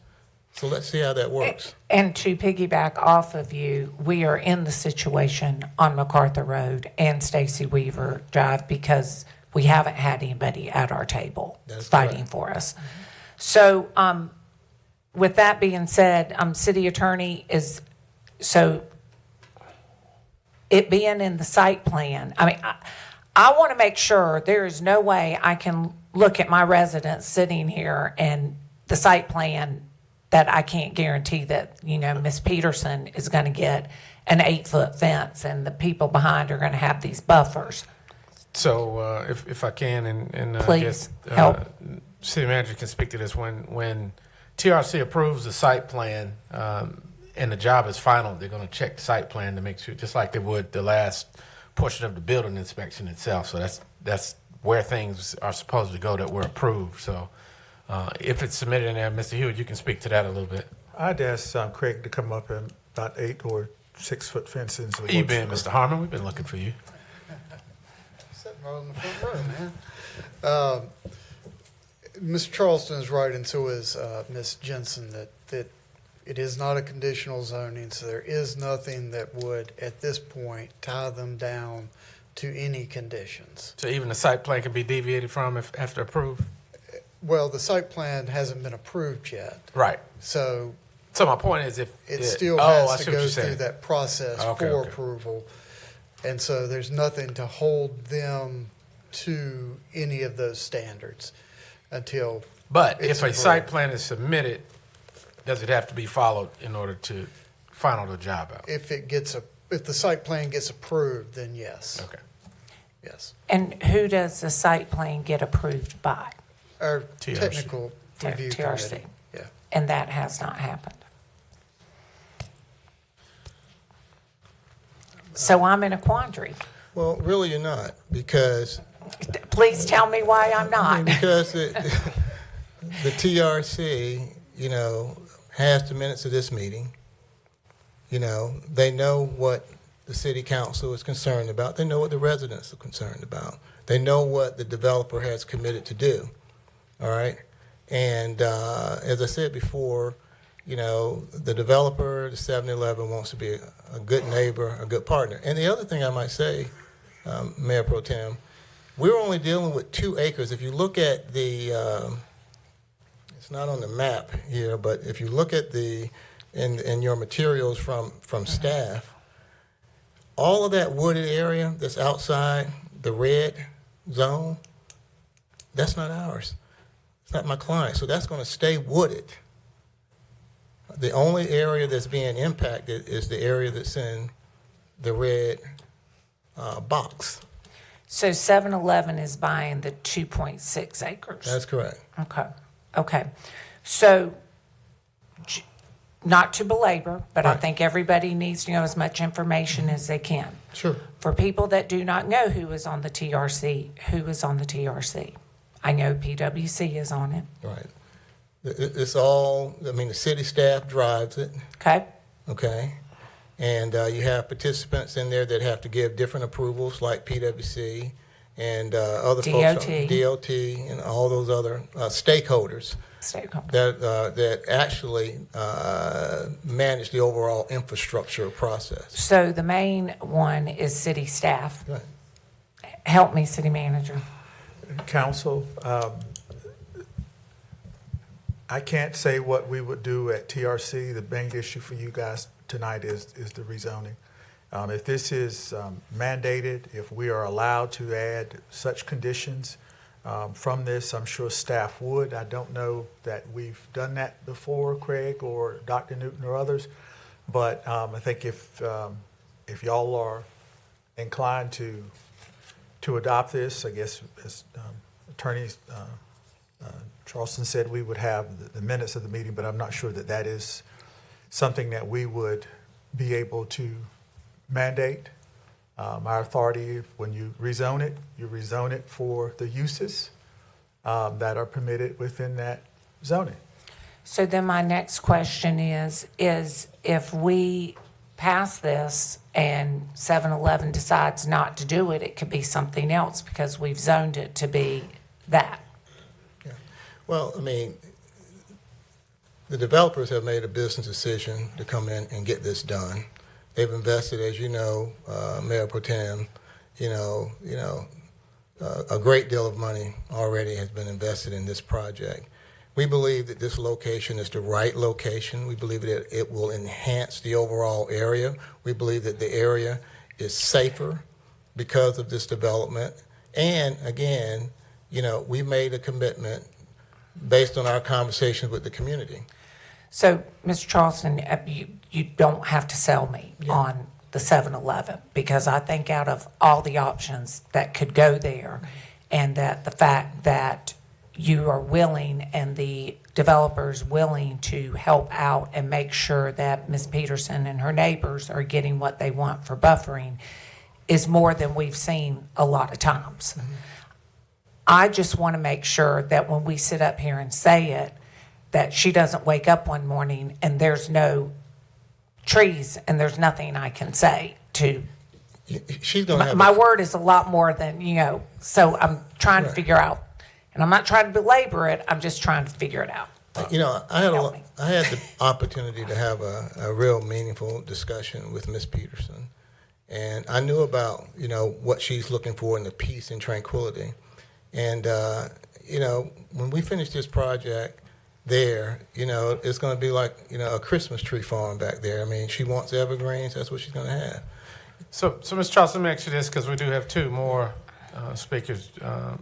So is there an arrangement that you can make between two parties that is conditional upon, if this is approved, is your client affirms to her some of those concerns that will be between you all? I guess what our position is that the way it's submitted, it's either approved or not, but to assure that you all reach the understanding, because after the council makes its ruling as to what the zoning will be, these are neighbors that will have to deal with each other. So is there a legal arrangement that can be made between your client and them to assure that there's buffers and some of those other concerns?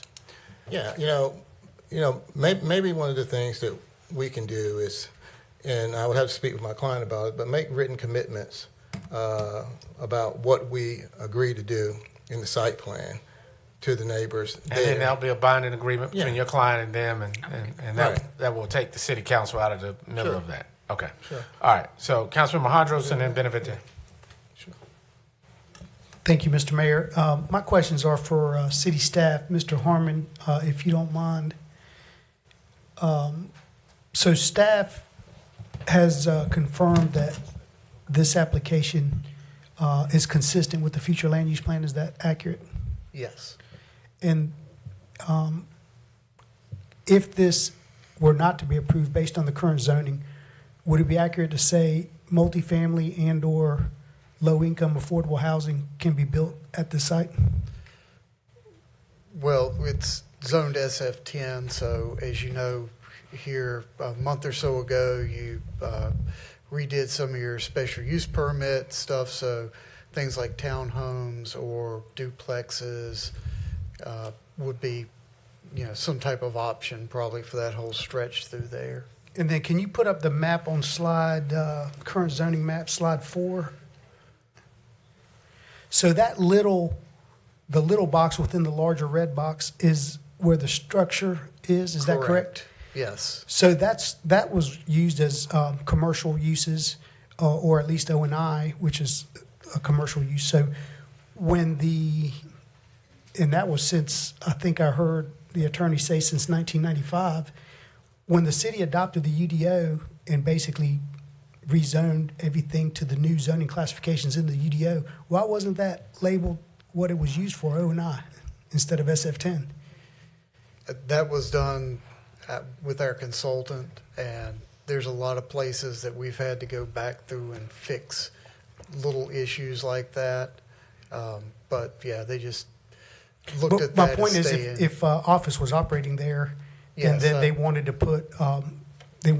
to do some kind of renovation or addition, came to pull a permit, staff determined that it was not zoned correctly or not zoned O&I, that would have been a rezoning that would have likely passed the zoning commission because it's correcting an error, correct? Yes. I mean, they'd still have to go through the process, but it would. But yes, I would agree with that. So what, if any, recourse, if this is not approved tonight, would the applicant have to the attorney or attorney or staff? They won't be able to rezone the property unless it's to something significantly different than their request tonight for a year. But there's no appeal to court? Well, I mean, they can appeal to Superior Court. That's up to them. Yeah, it's just hard for me to wrap my head around the fact that it's consistent with the plan, how that would go in Superior Court. I'm just looking at my list of concerns as people spoke. So the developer's saying they're going to leave natural buffer. What's the setback requirements? Let's see. I don't know that for LC. Yeah, for LC, I think it's either 30 or 35 feet. So that rear yard that's shares the lot line with it looks like 3 homes. Yeah. On Hampshire is going to be a 30 or 35 foot natural buffer plus on top of the natural trees. We're adding evergreen. We can't guarantee that it's a natural buffer that's left because again, it's not a conditional zoning. They will be required to put in privacy fencing and have a 10-foot buffer with it, or a 20-foot buffer without the privacy fencing per the UDO, but there's nothing that holds them to how much of that would be left in a natural state at the moment. Gotcha. But the developer has already stated they're going to leave as much as they can of the natural buffer and then add evergreens to that, correct? And then can we put slide 12? Councilman, can you tell me which one that is? It's the site plan. I think it's the second to the last, that one. Yeah, so on the site plan we have hard copy, it doesn't show that lateral access to the north. Is Stacy Weaver at NCDOT road or is that a city road? I think Stacy Weaver's an NCDOT road So at that point. that lateral access that's shown on the one site plan and not the other, that's required by NCDOT, right? I mean, it doesn't have to be physically built, but if someone goes to develop that wooded acre. You're talking about this area Correct. here. That's required by the UDO, I believe. UDO and NCDOT, Yeah. depending on whose road it is. Yeah. That's what I thought. I was just making sure. Yeah, so I think that covers all of my questions. Thank you. All right, thank you, sir. Councilman Benavente. Mr. Yes, Harmon, sir. just correct my understanding of this. I often hear issues of traffic being a concern with new developments. Now, kind of heard it said kind of colloquially that there's already a traffic issue as it stands because of 295 and other issues. Whenever development like this happens, and it potentially has, again, an impact to grow the traffic potentially, isn't that sort of what kind of spurs DOT to then take action, that sometimes things have kind of got to get a little bit tighter before sort of they decide that, we need to take a second look at this? Yes, a lot of times that is the case. And also, if you look at the site plan that they have submitted to TRC, you'll see that there's a pretty good area of kind of new turn lane that would be going in as well to kind of try to mitigate some of the traffic that would get halted by and traffic that would be coming on the road and not impeding what's already there, I guess. Thank you, Mr. Harmon. And Attorney Charleston, just I know that we've been kind of referencing comments by Ms. Peterson, but I was most persuaded by some concerns by Ms. Johnson, in particular her concerns as it related to vapor and sort of, comments about, how close the residential area is. I know you said that towards the end of your initial comments that you were going to implement some of the best practices and technologies available to you. Is there something that will help assuage that concern related to, the chemical elements that might come of issue? Yeah, I will say that 7-Eleven employs the latest technologies, and that's one of the things that had them ranked as one of the best convenience stores globally, is the incorporation of technology and other things like that in their processes. Quite frankly, I was kind of blown away. They're even using drones. They're getting to the point they're using drones to deliver food from 7-Eleven. So I don't believe that the new stations have the same kind of risk that Ms. Johnson may have spoken of, and I'm not doubting what she says, but I know that the new technology has these specialized pumps that are containing the vapors and all that kind of stuff. All right. Thank you, Councilman Benavente. Mayor Pro Tem, and council will try to bring this to some action. Yeah. Thank you, Mr. Mayor. So,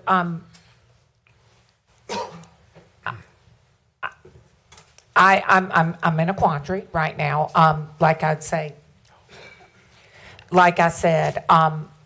I do believe that 7-Eleven will be a good tenant for there because I know the other options that can come back. I know what the roads will do, but I cannot support it knowing that there is no conditional use on it. That the site plan is not there. So my question to the city attorney is, can they come back and ask for a conditional zoning? Reapply. Not in the 1 year. They can withdraw this application before council makes a decision and submit an application for a conditional rezoning. Also, if they make substantial changes to the application or the plan, they wouldn't have to wait that 1 year. So I guess my question is, if we didn't take action on it tonight and they came back and said they want, or we didn't take action on it tonight, the two parties got together, Mr. Charleston got, they worked it out together of the buffering and all that, then we could bring it back at the end of the month? Because that's in between them. Mm-hmm. Nothing they do between the parties can be mandated by the council. Absolutely, but it will be on the site plan. Provided the site plan is submitted and approved. Okay. So can I do a motion to table it until next council meeting? Yes. All right. So, Councilman Hondros.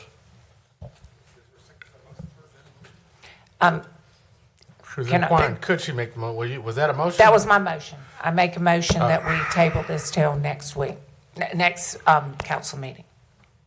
All right, there's a motion by Mayor Pro Tem to table. Is there a second?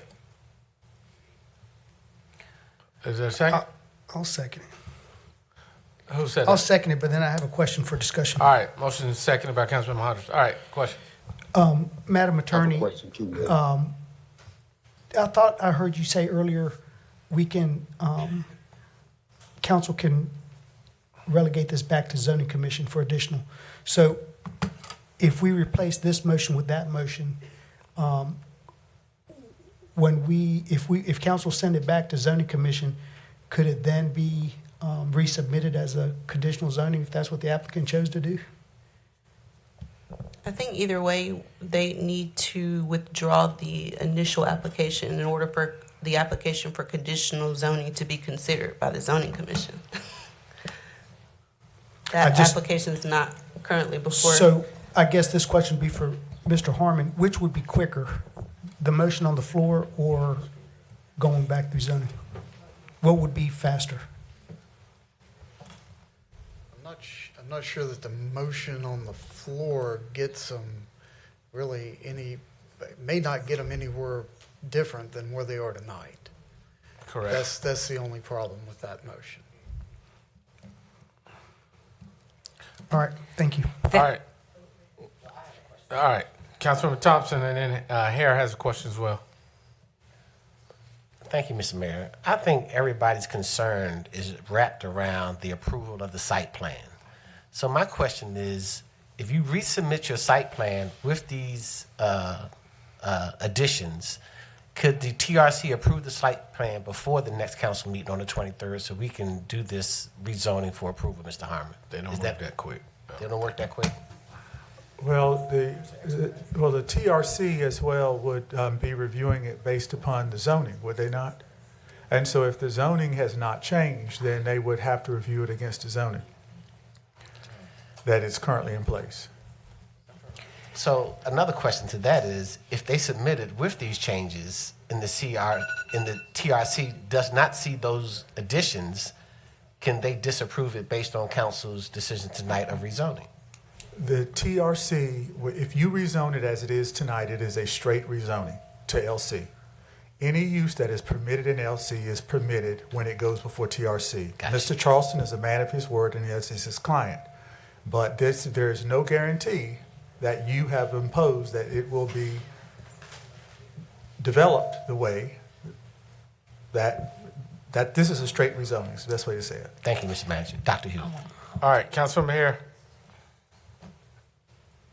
Thank you, Mayor, and I'm glad to see all of this great dialogue about this item. Even when I first made my comments, I've seen this before, and I know Attorney Charleston and the folks that he represents today they stand strong to their word, but there's just there's no legal standpoint that we could stand on as a council. The straight zoning is the straight zoning, as already been stated by the attorney. So what my other question is, unless I have not heard something or heard something incorrectly, we could not do, this could not be a conditional zoning or some other fit where we could attach the conditions that that one of the residents mentioned, the ones that I mentioned, the ones that the Mayor Pro Tem mentioned. Is there any way that could be done? So Councilmember Hare, the options that you have, the way it's submitted now is for a straight request for rezoning. If there are going to be any changes or conditions, they have to withdraw that and resubmit. Is that right, Madam Attorney? Okay. So you can't get there from here without a withdrawal. Right. Yes, sir. And I do understand that. Let me ask this then: is there, and maybe the attorney Charleston could speak on there? Are they on a timetable? Because we're just trying to take care of the residents. So are we on a timetable that if any changes could be made? And I'm just throwing stuff in the air and seeing if anything can work. Councilman Hare, we hear loud and clear the concerns of council and the concerns of the residents. So if it's the council's pleasure that we pull this and make some adjustments, we'll consider that. I will say that every time that a development comes up and your development ordinances say that this is appropriate there, then business people rely on that and they invest money based on what your development ordinances say. And at some point in time, I think, you have to be able to let folks read what's there and say, the development ordinances are suggesting this, that, and the other. And but we'll do, this is important. What the community is saying, we've heard them and we're willing to make those accommodations. So if it's the council's pleasure that we go back and redo this, then my client has indicated that we'll consent to do that. I would simply say is that this something that we're going to have to do every time this situation comes up. All right. Thank you, Mr. Charleston. All right. Mayor Pro Tem, second round. I think it's my third. Yeah. To be honest with you. So what I will say is, so Mr. Charleston, thank you. Again, I still do believe in the project, and I do believe that it is probably going to be the best fit that is going to happen on that corner.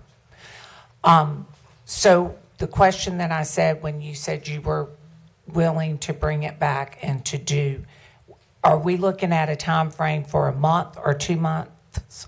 City Manager, are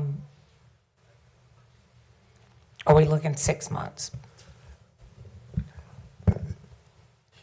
This is, what's before the council tonight is a rezoning.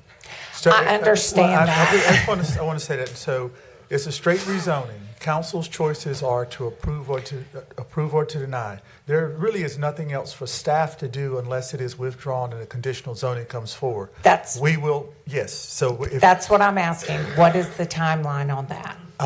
That would have to go back before the zoning commission. Yes, it would have to go back before zoning commission. If they were to withdraw tonight, they could get on the zoning commission agenda for July and then be back at city council in August. Okay, so we're talking 2 months. So we good with that? Okay, then that's my motion. All right, well, you got to withdraw the first one or amend it. Because there was a motion on the floor, right? Okay, so I'm withdrawing my first motion. All right. My second motion is to, well, it's nothing I have to do, right? Yeah, you do. We need I some think you direction. were, So we need to make a I motion think you were to, moving the table to a date certain, which would have been. I thought they were going to send this back to zoning commission.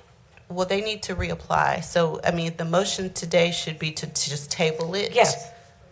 And you can put the date certain, maybe the first or second meeting in August. So, excuse me, Madam Attorney. So, at the end of it, before they can reapply, are they able to amend their application or they have to withdraw it? That's kind of where we were in the beginning. Mayor, we're willing to just withdraw it. All right. So if that's the case, it's a moot point, correct? So what's the formal action needed for them to withdraw? That takes place with staff. I think you still All right, need so to we'll dispose table it. of. I got you. Yes, sir. All right. So motion by Mayor Pro Tem to table to a later date, pending the withdrawal and resubmittal. Seconded by Councilman Alejandros. Council, we've discussed it. Let's vote.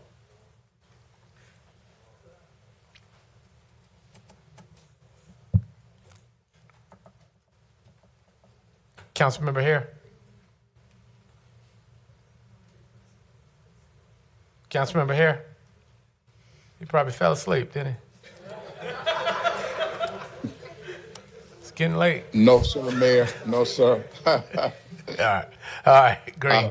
I vote green. Yes. All right. So motion carries 6-4. Thank you all. Thank you to the applicants and to both sides. So we pray that you all work it out and resubmit it and look forward to it. Thank you.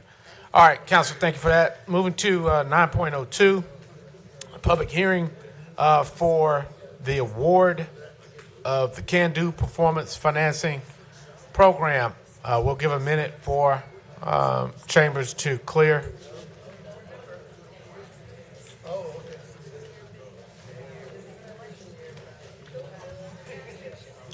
Yeah, break home. Y'all go ahead. Y'all want to be here tonight. Oh, right. What he says. All right, Council, we'll take a 5-minute recess. We'll reconvene at 9:13. We'll give opportunity for chambers to clear.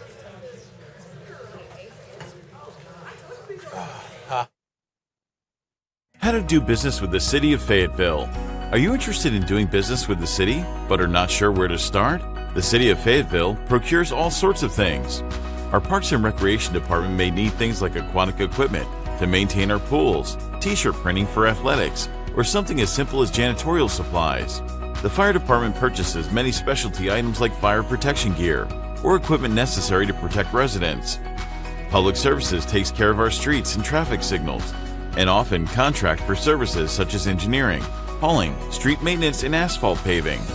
Transit and Airport procure services such as maintenance on equipment to help keep our city moving forward. So if you're a vendor that would like to find out the many opportunities available, visit fayetteville.nc.gov/bids. This is where we post opportunities out to bid. Instead of checking the page every day, you can sign up for e-notifications that will go straight to your email when we post new opportunities. To do business with the city, you must complete the vendor registration form in its entirety and return it to the appropriate email address along with the W-9 form. Stay connected. Follow us on social media for information on any upcoming procurement events hosted by the City of Fayetteville. We look forward to doing business with you.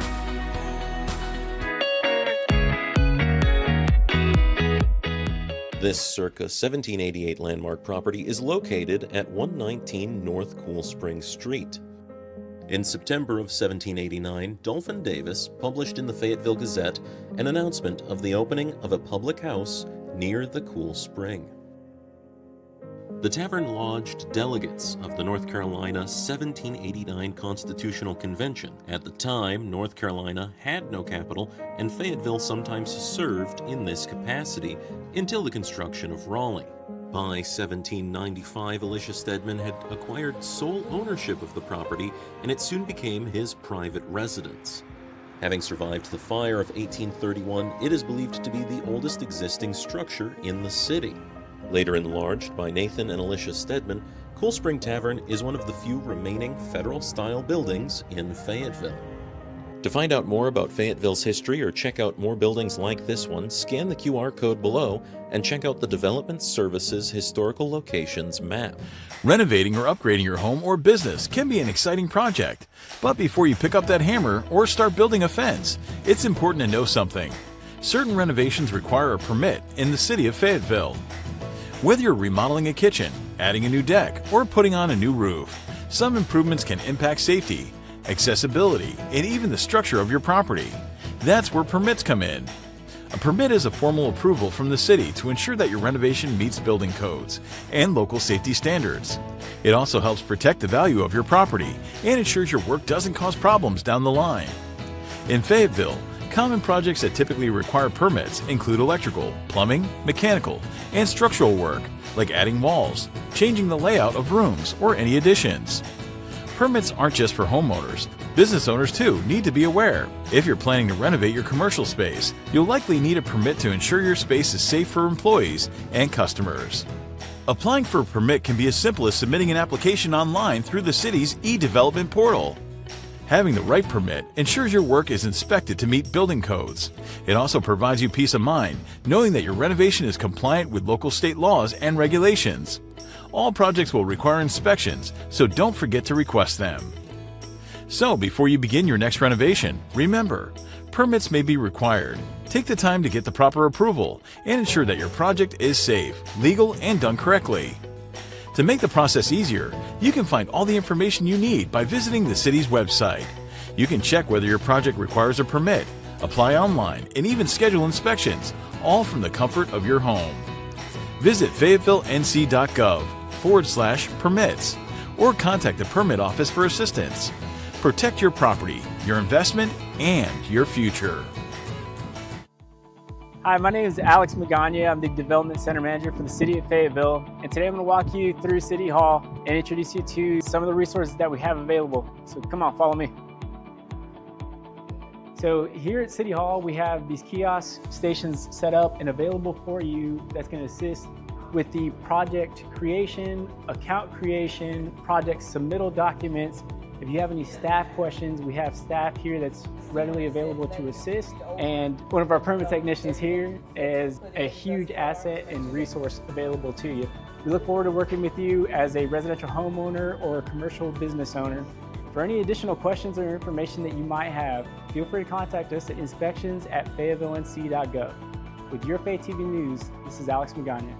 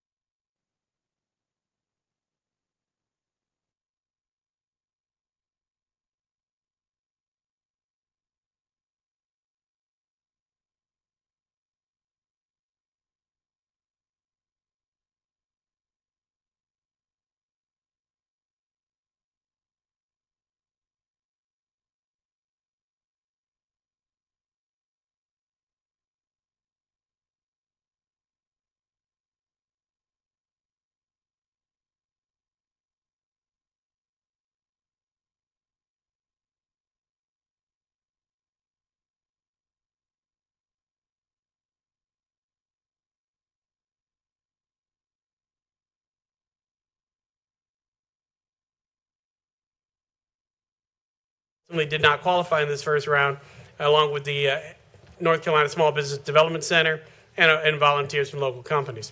So we launched this with $5 million, $2.5 million from the city, $2.5 million provided in a one-time grant from the state of North Carolina. Jobs creating business can apply for up to $750,000 of funding, but to receive that, they have to create one job for every $25,000 that they get. If the company creates the required jobs, meets the required pay levels, the funds are treated as a grant. If not, they will have to repay them. It's a pro rata repayment, so if they said they'd create 10 jobs and they create only 7, they have to pay back 30% of the funds. Importantly, companies throughout the process are required to share information, provide regular updates, and keep us informed of their progress. Just when we put this fund out there, we were honestly a little bit overwhelmed by what a large and almost instant response we got. We received interest from 111 different businesses. Some of them qualified. Many of them did not for a variety of factors.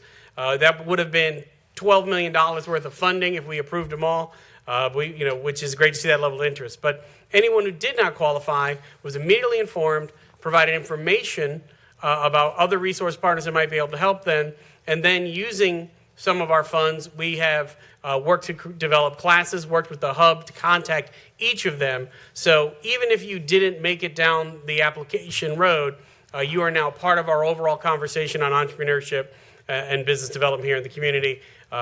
18 non-qualifying applicants originally enrolled. 61 candidates met the basic program. 49 went through the process of submitting additional information. 16 came to the investment committee for consideration. Of the 5 finalists that were vetted by SEED, who helped us work through that, treating these as if they were applying for a loan, even though it is actually ultimately can be a grant. 4 of them presented their projects, and 2 met the minimum criteria of a 70-point scoring rubric that was adopted when you first launched the program. For anyone that's not familiar, it is in these qualifying areas that the business must be located. These are your low to moderate income census tracts. You see they cover a large swath of the city here. Targets, again, are companies that can provide services or goods to the city, the county, PwC, and the like. Special consideration is given to minority, veteran, and women-owned businesses and those that are operating in our targeted sectors of aerospace, cybersecurity, technology, and defense. The proceed needs to support an asset. This is a capital program where we're looking to have people invest in actually the equipment or the space that allows them to grow the jobs. To be in there, they also have to be at 15 employees or less. They have to be an established business. I think it's important to note this is a growth fund, not a startup fund. You must be an existing business in order to qualify. We do have 2 companies with us here today. They each have just 1 slide each to tell you a little bit about their business. And these are the first 2 that made it through the process, and we're optimistic that we're going to have many, many more coming forward. And so if it's all right, we have both Ashley and Letitia here from May Holdings and Maybridge Development, if they could just maybe share a little bit about their project with you. Ashley? Thank you. Welcome, y'all. Hi. Good evening. My name is Ashley Johnson. I am the owner of A&A Holdings Corporation, doing business as BKS Construction. And I wanted to say thank you so much for the consideration and being selected in this process. We are currently going on 6 years almost. We've been in business since 2019 and prime contractor for over 39 projects. Currently working with our military base, so we do a lot of work with not PwC, but the DPW and the MIC out at Fort Bragg, and our funding will be for purchasing new equipment. And again, thank you. Thank you, ma'am. Good evening, Council. Letitia Perkins with Maybridge Development, and I am truly grateful to have been selected for this opportunity. It really means a lot to me, and with this funding, our biggest initiative is to invest in the equipment and tools that my company needs to expand and also make a positive impact on the city of Fayetteville. So again, thank you for everyone that played a part in this, and I assure you that Maybridge Development will definitely try our best to really make an impact on the city of Fayetteville. Thank you. Thank you. And again, these funds are held in a restricted account, and the agreement between, should you ultimately approve these after the public hearing today, each company will enter into a binding agreement with the Community Development Foundation in keeping with the terms of the project and the deliverables required. And so respectfully, we ask that after you have your public hearing, that you consider approving these first two Can Do It Carolina Financing Program grants. And we're happy to answer any questions at that time. I will say, though, we have a informational session coming up with our partners at the Hub. And so for anyone that wants to apply for this program, to know more about it and to understand what it takes to be ready to apply, if they can join us on June 25th at 6 p.m., it'll be a great opportunity to learn more about the program. And if you're not ready for the program, we will have on hand other resources that can help you grow your business through our collaborative partnerships. With that, happy to take any questions you may have, or I can wait till after the public hearing. All right, yes, sir. We do have a few, but let me open the public hearing, and I'll circle back, and I have Councilmember Green who has her light pressed. So with that, I'll open the public hearing, Madam Clerk. Mayor Colvin, we have no speakers for this item. All right, so with that, I'll close the public hearing. Councilmember Green.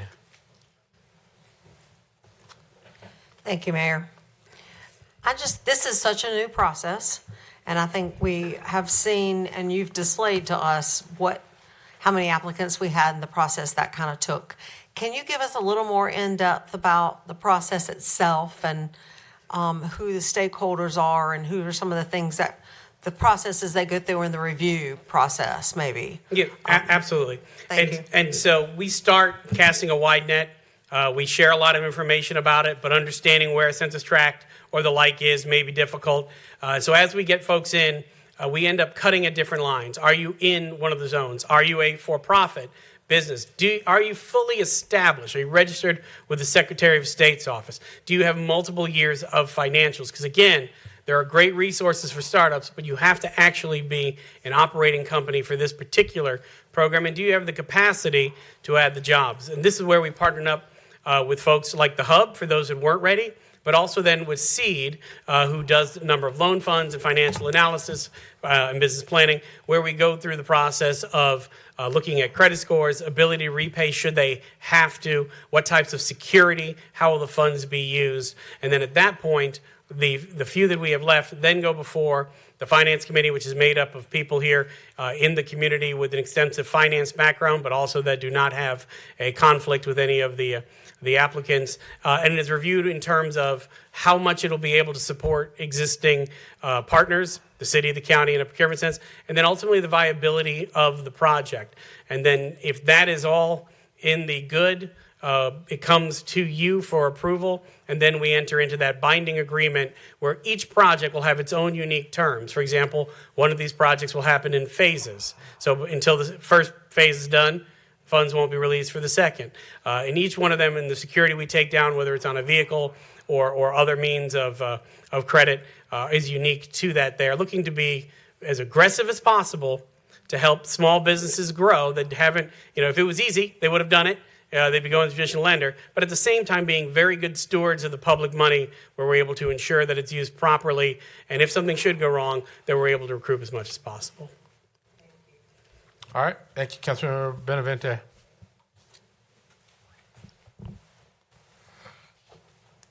Thank you, Mr. Mayor. I think my question is really for Councilmember Green. I mean, do you feel like you've gotten your concerns assuaged?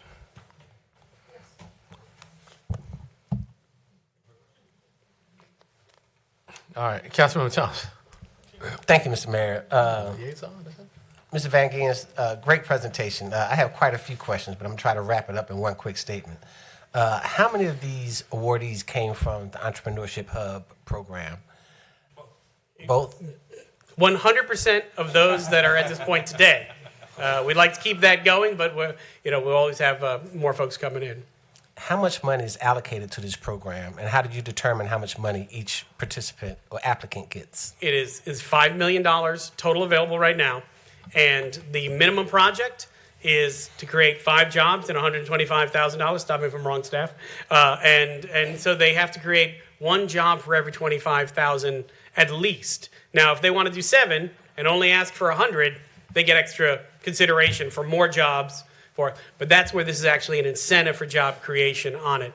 But you can get as large as $750,000. However, if we do multiples of those, we won't be able to help that many businesses. But we're trying to get what they need for the equipment and the capital they need to grow jobs and be able to prosper here and be sustainable. Well, I said that to say this. I think this is an awesome program, and it has already shown its dividends. I think I emailed the mayor's wife, Miss Dr. Tamara, and where's she at? Miss Toon. I had her on my radio program about the Entrepreneurship Hub and all the great work that it's doing. And one of the stories is from a gentleman who has a new business at the corner of Rayford Road and Skybow. I think he calls it Dax Burritos. He is a product of your program. So I think that is evident as City of Fayetteville is one of the fastest growing cities when it comes to small businesses here in the state, here in the city of Fayetteville. So thank you for all that you do, and hopefully we get more individuals just like these two to carry on the great work that you guys are doing. Well, thank you. I do want to say though, I'm referring to Dank Burrito. They are a great story. They may have taken advantage of your community development and economic development departments programs. Those weren't ours. I'll never take credit for anything that we don't do here, but we're excited about being part of this ecosystem, and that is one of the best things that's come from this. Well, we have 2 companies here tonight. We've made 109 other contacts here in our community about opportunities for future job creation and investment. Well, let me just ask another question, Mr. Mayor, since I'm thinking about it. I know this is a $5 million program. It came 2.5 from us and 2.5 from the state. Are you in the process of reapplying for another grant once this money runs out that we can match? You know, once every 3 to 5 years, I come up with a squirrely idea that gains some traction. This is a demonstration project. I believed this would be helpful in achieving your goal of diversity in your procurement in your community. Y'all believed in it. You've supported me in it. We're putting this out there. This is the first round. I am confident that if we are successful, if we're able to do this numerous times and help a number of businesses, that we'll be able to secure additional funding going forward. But I think our first priority, use the funds we've received as efficiently and effectively as possible. But I'm optimistic this is a standard that others follow. Great job, sir. And Mr. Mayor, if I can make the motion that we approve Ashley Johnson and A&A Holdings Corporation for the Can-Do Performance Financing Funding in the amount of $125,000 and Letitia Perkins of Maybridge Development, LLC for Phase Can-Do Performance Financing funding for a total of $300,000 and authorize the CDF to release these funds subject to the candidates entering into an incentive agreement. All right, it's a motion by Councilmember Thompson, seconded by Davis. Discussion on the motion. I just wanted to say one thing to you all. If the motion carries, either way, congratulations for being business is not easy, but being resourced is very important and critical.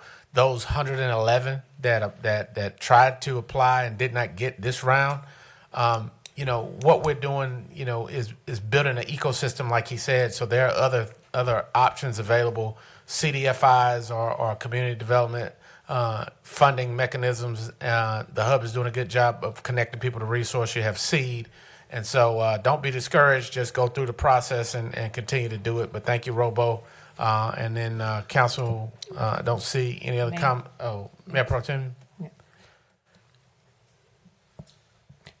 So thank you, Mr. Mayor. So before we take our vote, I just wanted to say to the 3 young women, the 3 young business women up here, I'm very proud to be sitting up here that y'all are doing this, and it's great to see people sitting in these chairs, and I want you to know you're going to do great, and my door is always open to you, and I look forward to your success. And Mayor, if I just could barely just say, want to thank Jennifer Hammond on our team, who was the point person on going through looking up every single piece of property and every register of Secretary of State's registration there, and Shayla Scott, who is stepping in and will be helping us to advertise and promote the next round of funding there. And we have a great team at FCDC and appreciate your support, which allows us to run programs like this. All right, Council, I look to you for your votes. Councilmember here. I like this, sir. I'll be voting green. All right, it's unanimous. Congratulations, ladies. Y'all keep growing. Thank you, Robert, and look forward to more coming before us. Thank you, Mayor. If we want to organize a picture at a later time, I know you've got a lot to do. We'd love to do that with them. Sure, let's get it done. Oh, want to do now? Yeah. You got the big check?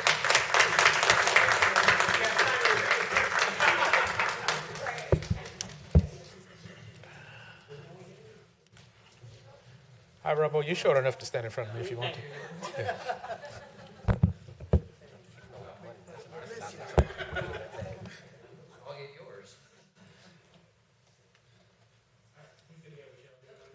Yeah. Yeah.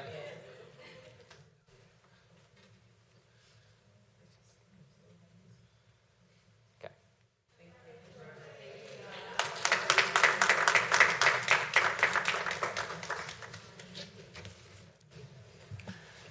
All right. Council, moving to 10.01, proposed nuisance ordinance. Madam Attorney, is that your team presenting?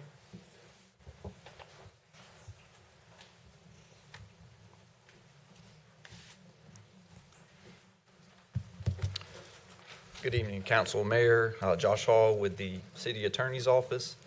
Last week on June the 2nd, at the work session, we had introduced this nuisance party ordinance. So tonight it is here for adoption. However, I am here for any questions that you may have.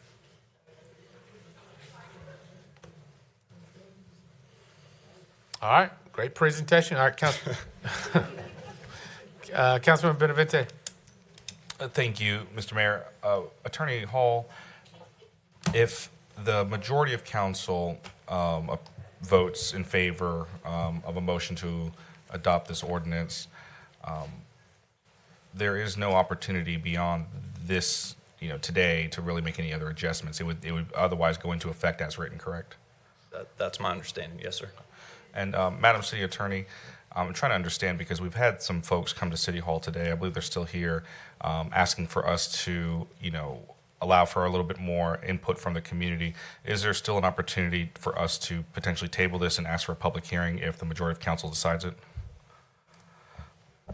Yes. Okay. Well, Mr. Mayor, at this time, I would just ask that we allow for a public hearing on this ordinance to be scheduled and table the matter until after the hearing is completed. So is that a form of a motion? All right. There's a motion by Councilman Benavente. Is there a second to that? All right. Seeing none, motion fails for lack of a second. All right. Can you clear the board for me, Ms. Paula?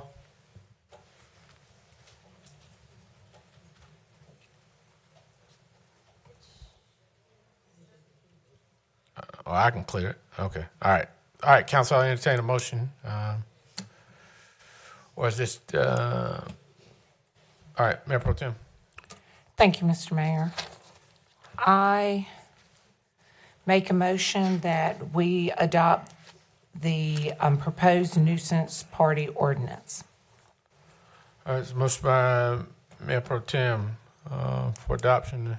Is there a second? Second by Councilman Second, Thompson. All right. All right, discussion.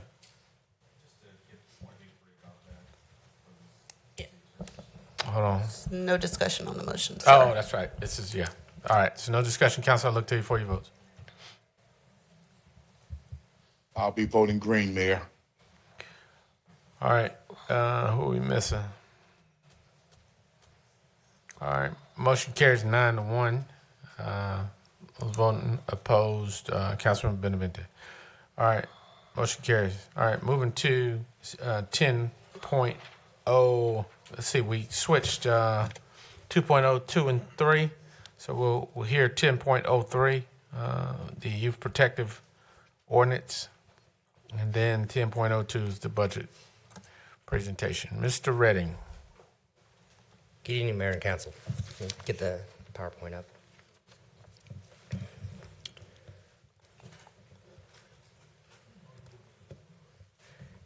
So again, good evening, Mayor and Council. I'm Brooke Redding, City Manager's Office. And tonight's presentation delivers on the direction you gave us during the May 5th Special Council meeting on public safety. What you asked for was both urgent and complex to build an implementation framework for a youth protection ordinance modeled after Charlotte, while simultaneously strengthening our youth engagement and public safety infrastructure. And in the weeks since that meeting, our task force has worked with professionalism and agility and care to respond to each part of Council's motion. This briefing reflects that coordinated work. And we'll cover enforcement strategy and structure, youth programs, communications approach, and the roadmap ahead. So to begin with a quick timeline to kind of ground the discussion, on May 5th, council held a special council meeting where you gave direction and issued on a youth curfew, clear bag and mask policy, the Crime Stoppers reward expansion, and youth programming. On May 12th, that proposed ordinance was reviewed in a regular council meeting and scheduled for May 27th. And on May 27th, the ordinance was formally adopted with the expectation that implementation details would return tonight on June 9th. So to deliver this plan, we convened a cross-departmental task force with support from external agencies. Those agencies included the police department, the city attorney's office, the Office of Community Safety, Parks and Recreation Department, Economic and Community Development Department, IT, budget, and partners like the Department of Social Services and DJJ, Department of Juvenile Justice.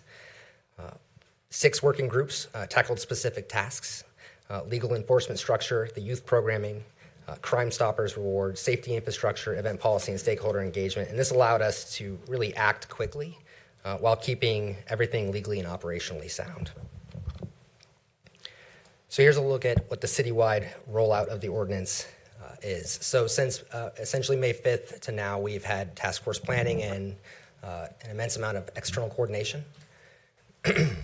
On June 28th, the first youth engagement event at the Community Outreach Center will occur with one of our faith-based partners in the city along Country Club Drive. On July 9th, the enforcement will begin from the police department.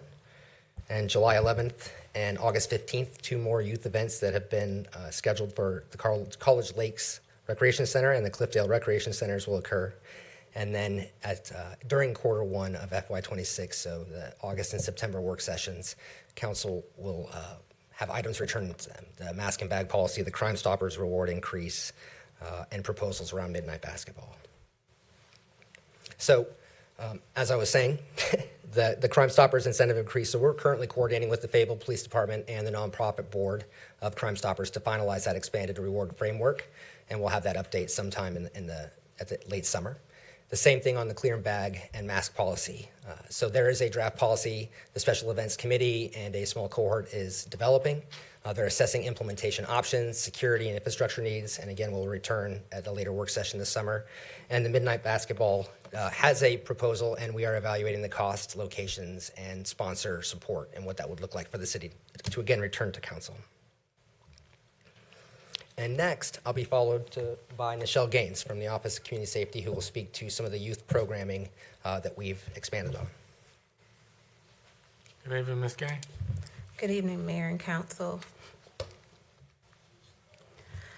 So this has been a coordinated effort between the Office of Community Safety, ECD, Parks and Recreation, and the Fayetteville Police Department. The objective of the late night youth programming pilot is to provide a safe, engaging late night activities for youth ages 12 through 17 through mentorship, recreation, and community partnerships during curfew hours. So it's just a safe space to have our youth engage with each other and our community to socialize and connect with mentors and ultimately helping to try to divert them from delinquency through structured activities. We have 3 confirmed locations for this youth programming: June 28th at the Community Outreach Center, July 11th at the College Lakes Rec Center, and then August 15th at the Cliffdale Rec Center. These programs were run from 7 to 10 p.m. Each night, and this was a coordinated effort with the Fayetteville Police Department as well as our Park and Recreation programming. As we were working to develop this pilot program, we felt that it was also necessary to start having a centralized calendar that we can publish out to the community that highlights and shows the work and the programming that is available for the community, especially with our Park and Recreation Department, and as well as youth program that's with the Fayetteville Police Department, because we started to see that there is a lot that's going on in the community, and if we're able to centralize that and have one location that people can find that information, then they'll be aware of what's going on. So at our recreational sites, the programming will run from 7 to 10 p.m. and we're ending it at 10 p.m. just so that we can make sure those that are participating are able to make it home prior to the 11 p.m. curfew. There are going to be an array of events at each site, a variety for our youth. So one location would be utilizing the gyms at each location for basketball tournament, whether that's 3-on-3 or 3-point contests or any type of physical activity can be done in the gym.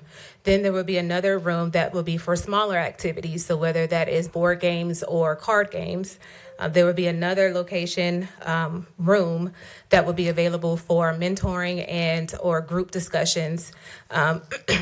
As well as we'll make sure that we are feeding all the participants that show up.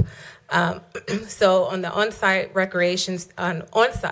we'll have recreation staff and officer presence for supervision, but it's not just specifically for supervision. We want that engagement with all those that are participating, even with our law enforcement. So we're involving them in a way that encourages that community trust and communication with our youth that are participating, as well as if there is any type of incident that may happen at that location, we will already have someone there that can respond and assess the situation. We are currently working on the intake and registration protocols to be established for each event, as well as we have worked with city staff and our nonprofit providers in as far as providing transportation to those attending the event. Our economic department has done a great job of reaching out to our community partners as well as our nonprofits to work on that partnership. So we know that with this event that it will not be success without having our community partners and that community support.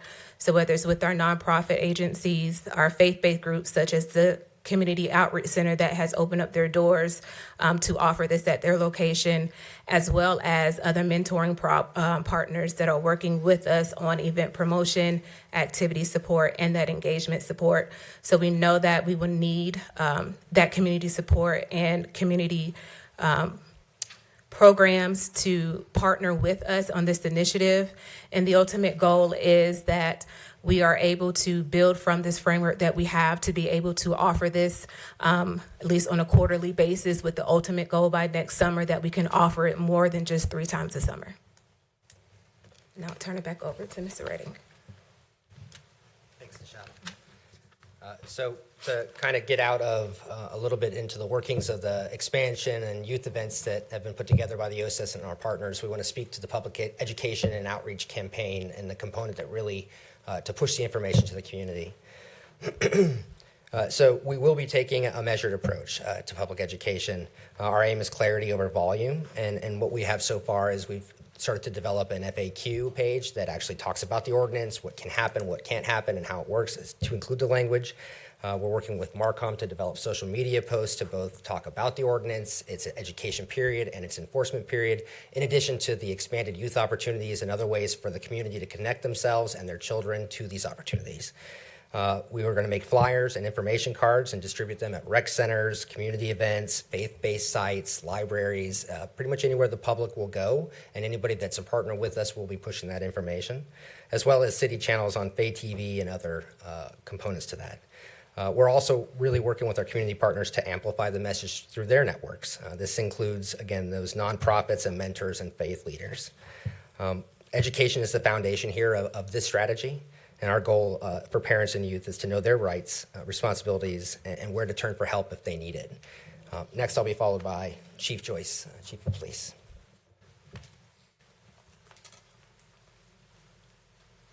Good evening, Mayor and Council. How are you?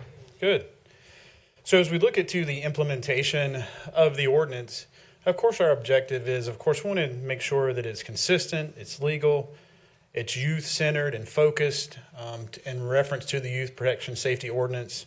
And we're going to do that through our officer training, interagency coordination, public engagement, prioritizing education with our community, and discretion and the officer's judgment during that 30-day grace period. During that 30-day grace period, which will run from June 9th to July 9th, no citations will be issued during that time frame. Parents, guardians will be offered a list of resources that have been compiled throughout this process from our community partners for assistance in preventing additional violations of the ordinance. Businesses as well will be provided with information on ways that they can prevent any future issues when they have youth that may visit their establishment. Officer training and how we'll do that during our briefing. So all sworn personnel will receive roll call training. And our roll call training is the time in which officers are reporting for duty, the time where they speak with their sergeant, their lieutenant. They're given information that for events that may have occurred in the city during their off days, or if they're just coming back for the next day. They'll be given that training on the Youth Protection Safety Ordinance beginning this week. Our attorneys from the City Attorney's Office that are assigned to the police department will assist with the interpretation and scenario guidance during that training. Components of that training will consist of an overview of the ordinance, enforcement protocols, and utilizing officer judgment, response scenarios and the referral paths, and then coordination with the Department of Social Services, the Department of Juvenile Justice, and our community support resources. Some of the frequently asked questions that we might face. After the educational grace period, will officers still issue verbal or written warnings before criminal charges are pursued? Yes, officers may still issue warnings on the first offense if it is just the curfew is the only concern. However, if there are times where officers may engage with a youth and they may have committed a criminal offense, the officers will follow the same protocol in which they have been doing during the same time frame. That could include filing juvenile petitions or even pursuing charges against other individuals in that incident. And again, we would continue to work with the Department of Juvenile Justice in that. Under what circumstances will the Department of Social Services or the Department of Juvenile Justice take custody of a juvenile?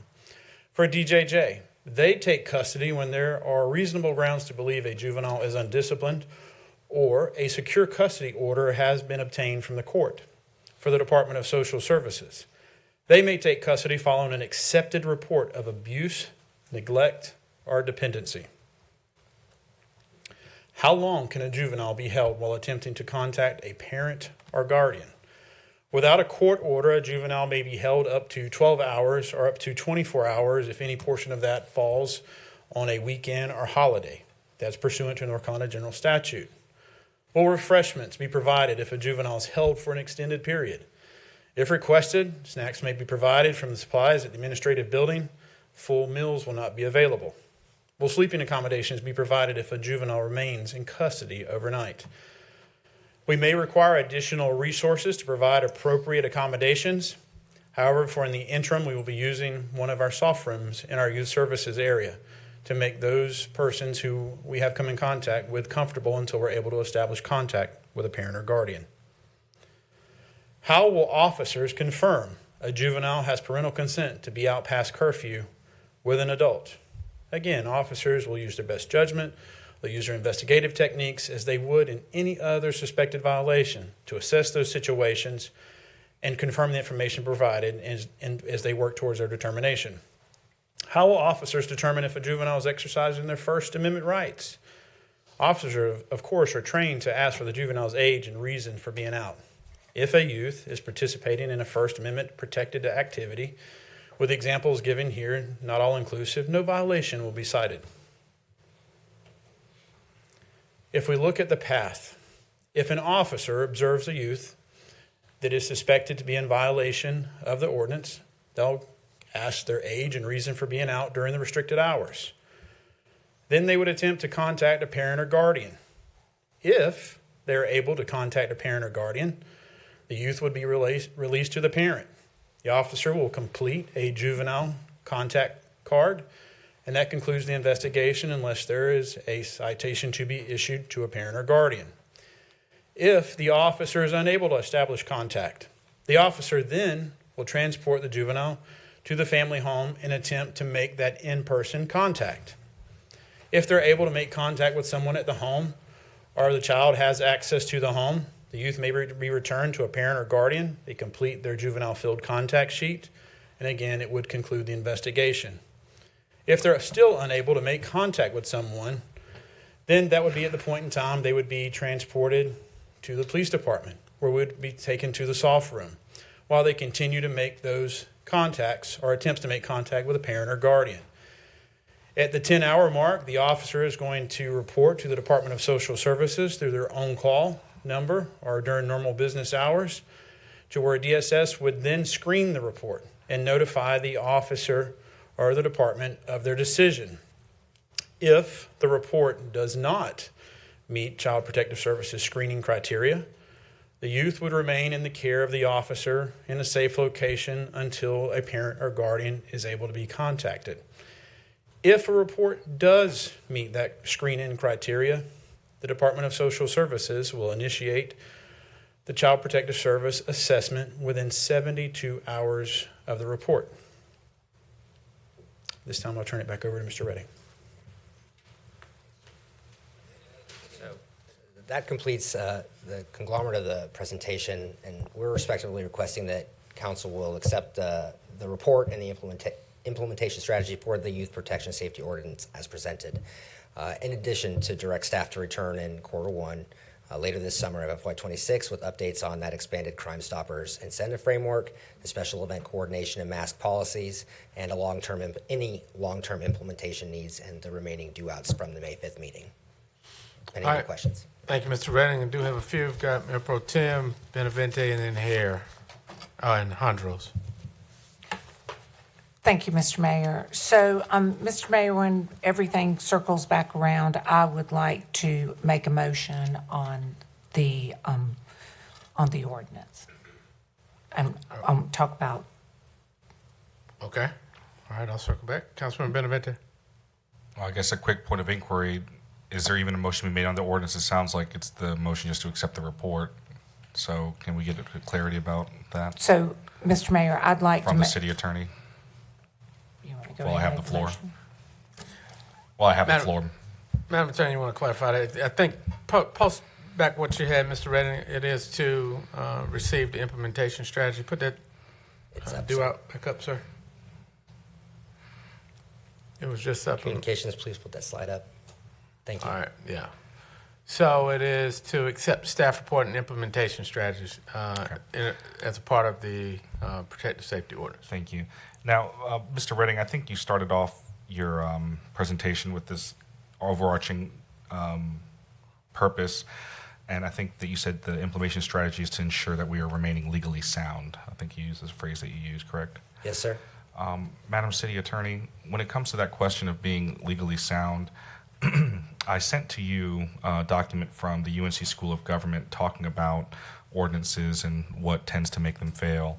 And so I'm asking whether or not our current ordinance or our current process has adequately presented evidence that a juvenile crime problem exists and that its curfew will alleviate the problem in a direct and material way. That data point is not in the ordinance, but I don't believe that will cause the ordinance to fail. Well, it's a challenge, I guess, that the School of Government is saying to be considerate of. I'm asking, have we at this point done anything to present evidence that a juvenile crime problem exists and that this curfew will alleviate the problem in a direct and material way? It's my position that the city of Fayetteville is not required to make that finding. So I understand that that's your point, but when we have reached out to the UNC School of Government for advice on certain items, I think we tend to at least consider it. I'm asking what sort of consideration perhaps the attorney's office has made regarding Fourth Circuit Court of Appeals decisions that courts require cities to present statistical or other evidence to support their curfews. Yeah, Mayor Colvin, I'd just say I've answered the question, Yeah. sir. So, Councilman Benavente, I think the ordinance has been adopted. Tonight is the implementation strategy. Right, and so when it comes to implementation, sir, I'm saying that to remain legally sound, we don't want to set up our officers for failure. We don't want to set up our city for lawsuit. I'm asking that when we've got information that says these are some challenges that have come to cities within our circuit courts, in North Carolina in particular, that these were issues that were raised, and I'm just asking if we've covered ourselves on these fronts. So you want to touch that? Please. The only thing I'd say, sir, is that case that you are referencing that the public is not aware of is a Fourth Circuit case. There are no cases on point for North Carolina, so we're looking at the federal district. I do believe our ordinance is legally sound, and if it is challenged, then the city attorney's office stands prepared to defend that challenge. So this is the last question I'll ask on it. To be clear, we have at this point not presented local data to tailor our curfew ordinance. Is that All right, correct? thank you. Councilman Benavente. I just wanted that last point of clarity, sir. She's tried to answer on multiple occasions. And, Well, I don't think I got a yes well, or no. I know, in your opinion, but we're going to move on. But can I just, well, that's just one sort of line of questioning, sir. We've got a whole slideshow here. Well, you need to move on to that question. You do have other speakers, though. Well, yes, sir. I hear you. When we're talking about the training that officers are going to receive, Mr. Redding, I don't know if this is you or for the chief of police. What sort of coordination with DSS and DJJ has occurred? I know you referenced it in your slideshow. I just wanted a little bit more detail about what exactly those conversations were. Was it just to produce that flow chart? Yes, sir. We had a multitude of meetings virtually with the director of DSS and her staff, as well as one of the leaders, the specific position from DJJ, Mr. Hunter. I know that Aaron and Josh from the city, from the police department, from the city attorney's office, had multiple conversations with their teams as well. And we coordinated, exchanged slides. They vetted the slide that you saw in the workflow there that speaks to DSS and DJJ's participation. And so it was, I would say, at a high level. So is it DJJ that'll determine whether there are grounds to take action, or are they going off of what the police officer who initiated the contact has to say about the situation? DJJ would get involved at that time if there is a criminal offense that occurs outside of the ordinance in most occasions where they've committed a criminal offense in combination with a violation of the ordinance, as well as it would be to just seek a petition, or is it something of a nature that may require a secure custody order? That would be when we'd continue to contact DJJ. So I'm trying to understand what comes first. If you get a 911 call related to a juvenile engaging in some kind of activity and you sort of see them, in effect, punching a car window in, they're also underage. It's also after 11 o'clock. Are you then sort of just tacking on that additional charge? Well, if we get the 911 call for someone committed a criminal offense, of course we're going to take action for that. If it's something that is like a damage to property, more than likely there's going to be a petition that is filed with the court to start or initiate that proceeding. We're also going to, again, if we got out with them, we're going to try and contact a parent or guardian during that same process. I guess my real question is about the way we're tracking violations of this ordinance. I don't think we've gotten any data from this department right now that says that after 11 o'clock, officers have had trouble with individuals who are just out and existing, right? I know that you've shown us some data of young people who've been found to have been engaging in some kind of criminal activity. And that's really the reason why, the police got involved, is because, they were actively engaged in something. But we have not been given any data to show that after 11 p.m., 16 and under are just existing, or the way the ordinance wrote it, trying to use the right phrasing here, remained in a place that they were in a public space. I mean, we don't have any data to compare those two things, correct? We do have field contact module where we are completing a field interview with individuals, and of course that can be youth and or adults. We looked at a year period. I believe there were 377 total contacts with juveniles overall, but when we went to the parameters of 11 to 6, it was less than 100. I want to say it was like 96, if my memory serves me correct. But of those 96, were they otherwise engaged in some kind of activity that that's what you were responding to? You weren't simply responding because they remained in a public space. Well, a field interview card could have been completed, as well as a juvenile contact sheet that may have been referred to DJJ. So we'd have to go back and look at both of those to see what was comparative. Can we make a really, really clear note to look into that, please? Because my biggest concern now is sort of, unnecessarily kind of jacking the numbers up. Because I get it. You said there's potentially 96 total, but that some percentage of them are certainly, engaging in some kind of criminal activity. And that's really what initiated the contact, not simply them remaining in a public space. So those are really two separate numbers within that 96 figure. And what I'm concerned about is moving forward, anybody that you find that is 16 and under after 11 is automatically going to catch a juvenile curfew violation charge. So it kind of, I guess, inflates, sort of what we're dealing with, because really what they were stopped and talked about for was really probably another 911 call or some actual offense, not simply just remaining in a public space.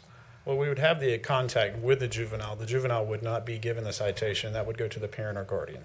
So you're saying that no matter what a child is up to, they're always, after 11, they're always going to catch this charge.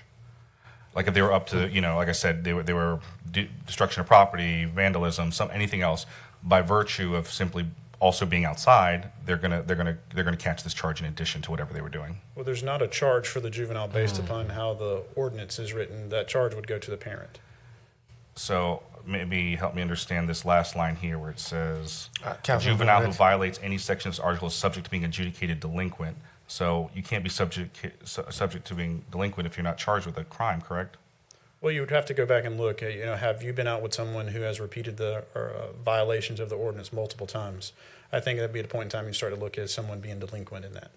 So you're saying that, and maybe this is for the city attorney to help me understand the penalty portion of this, section F, number 1. Councilmember Benavente, you're going to have to bring this in because we've already heard this case. No, I don't know. I think these are really basic questions that I don't think you can I understand, answer. but you've had the floor for at least 12 minutes. I think that Councilmember Jensen a long time on that last matter, so I'm trying at to this keep point, it. we're talking about you. So let's wrap it up with 2 more questions, and I'll Thank come you, back sir. for a second round. I appreciate that. Thank you, sir.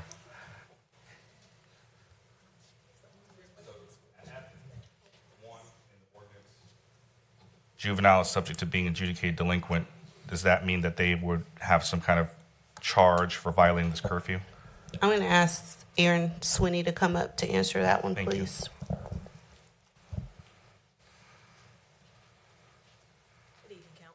Good evening, Madam Attorney. Could you repeat your question for me one more time, please? Yes, ma'am. F1 in the ordinance says a juvenile who violates any section of this article is subject to being adjudicated delinquent. So what that says to me is that there will be a charge put on them by an officer for having, some kind of reasonable suspicion to say that they are in violation of this curfew and could thus be adjudicated in the court of juvenile court, correct? It would mean that a petition could be filed. It would all depend on the facts of each individual case. So if the facts show that they were out after 11, remained in a public space, could that be a fact? Which, I mean, it's just the basic concept of this curfew, that would be a charge placed upon them for them to be adjudicated by? Well, the first step of that would be, would an exception apply? Again, if an exception applied, then it wouldn't be in violation of the ordinance. I'm saying Correct. at this point, they have been determined to be in violation of the ordinance. Do they have a charge placed on them? Once again, it would come down to whether or not this is a first offense, Okay. or if this has become a pattern of behavior. All right. So this is past the window of time where you guys are giving first offenses. This is after July 9th. So there's no more first offense waiver. It's August now. If a person is found in violation of this curfew, does that person have a charge? If we could just go back to the slideshow, I don't want to speak incorrectly. I just feel like you guys are kind of jumping around a very basic concept here. I mean, I would love it if you guys said that juveniles will never be faced with any charges. I would love to hear that, but that's not what is written here. It's written that, yes, officers may still issue warnings as a first offense if the curfew violation is the only concern. This approach would appear, this would be the correct approach even after the educational period. So the may still means that the way it's currently written, a juvenile can be charged with a violation of an ordinance, which is a charge that they will have to deal with in the courtroom, correct? I know it's a may, I get that, but that is what is on here, correct? I'm gonna jump in if I may. So, Councilmember Benavente, I think what's missing here is, the terminology. If we make a referral to DJJ for a petition, I don't think that it's guaranteed that a petition would be filed and that it would proceed to, If I get stopped for speeding, I might get a warning. I get it. But here in the city of Fayetteville, if you're breaking the speed limit, I can be charged for breaking the speed limit and violating that law.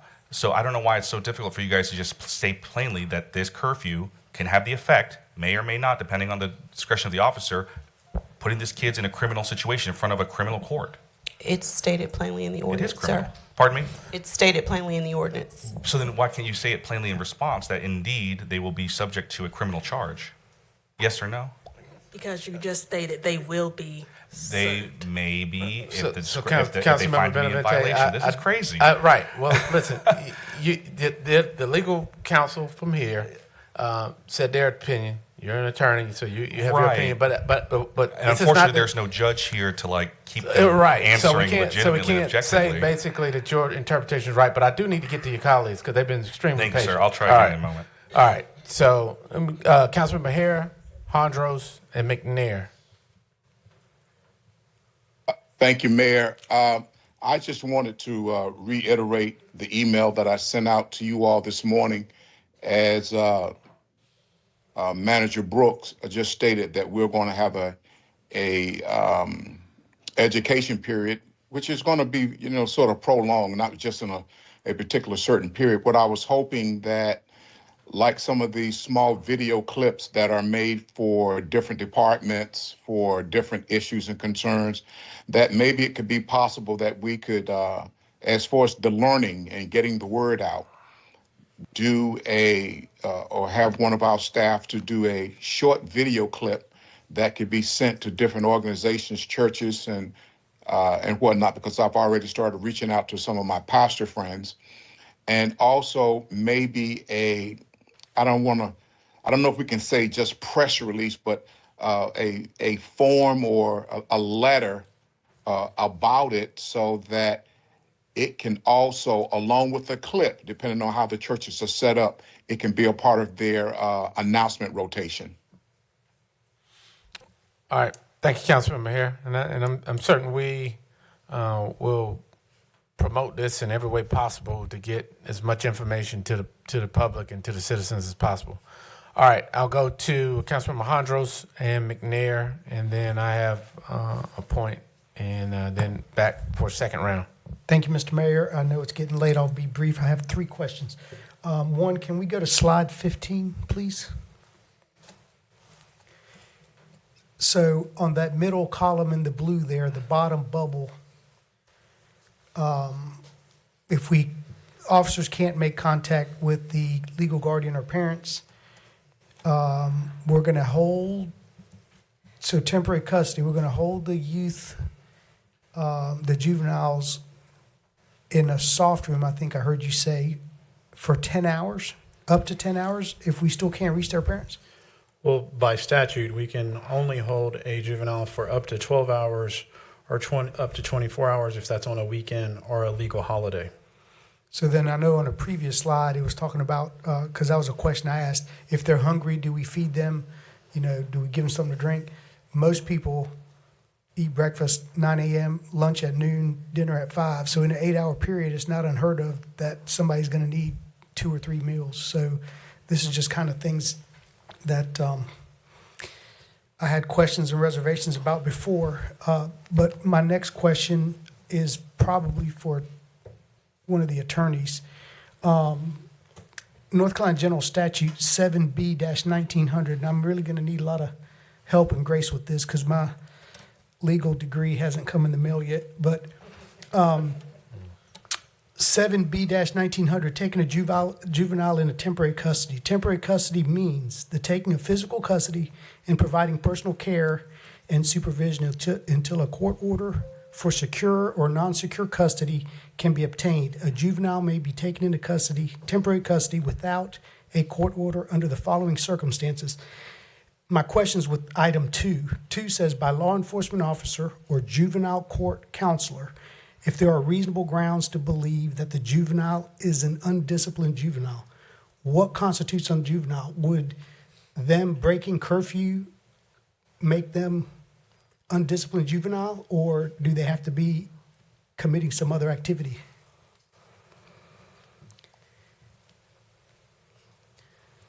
To be an undisciplined juvenile, based off the definition in the general statutes, it would be beyond parental control.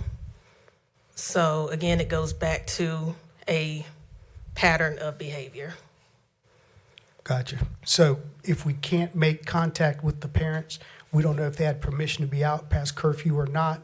So then it goes to what you're stating, a pattern. So if it's their first time, likely not. If it's their 3rd or 4th or 5th time, maybe so. Am I understanding that correctly? Okay.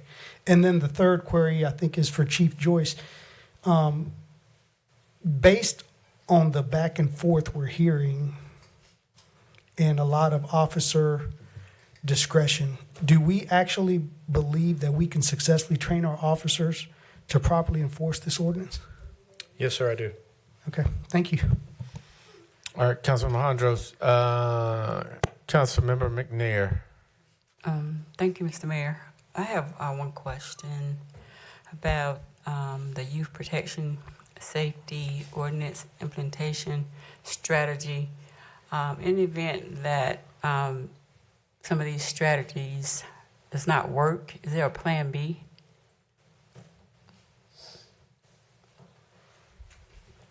If they begin to fail? Can you give me an example of what you would consider failure, Councilmember?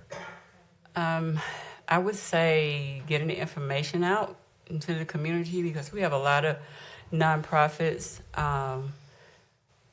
already, and I hear a lot, quite often, that the information is not available, and there's a gap to me. So how do we plan to close the gap? So we will, as a task force, use every single resource we have in the city to engage with the community and the residents to inform them and educate them about this ordinance, as well as the accompanying strategy for opportunities for youth to be engaged with. So that's all of our social media, that's our email, that is the city manager's minutes, Fayetteville, and any other platform we have. Yeah, I get that, but still, I hear all the time, even though we have Fayetteville, social media, that a lot of parents or our constituents or citizens in Fayetteville are not getting this information. So there's still a problem there. It may not be on your behalf, but it may be it's just not reaching certain people because of some restrictions or them not being fully engaged on what's going on in the city. I understand, and as a task force, we will engage with every medium we have, and hopefully those individuals that are unable to get that information will be able to receive it from us and from council members and from faith-based organizations and nonprofits in the full strategy we've depicted tonight. Okay, thank you. Thank you, Councilmember McNair.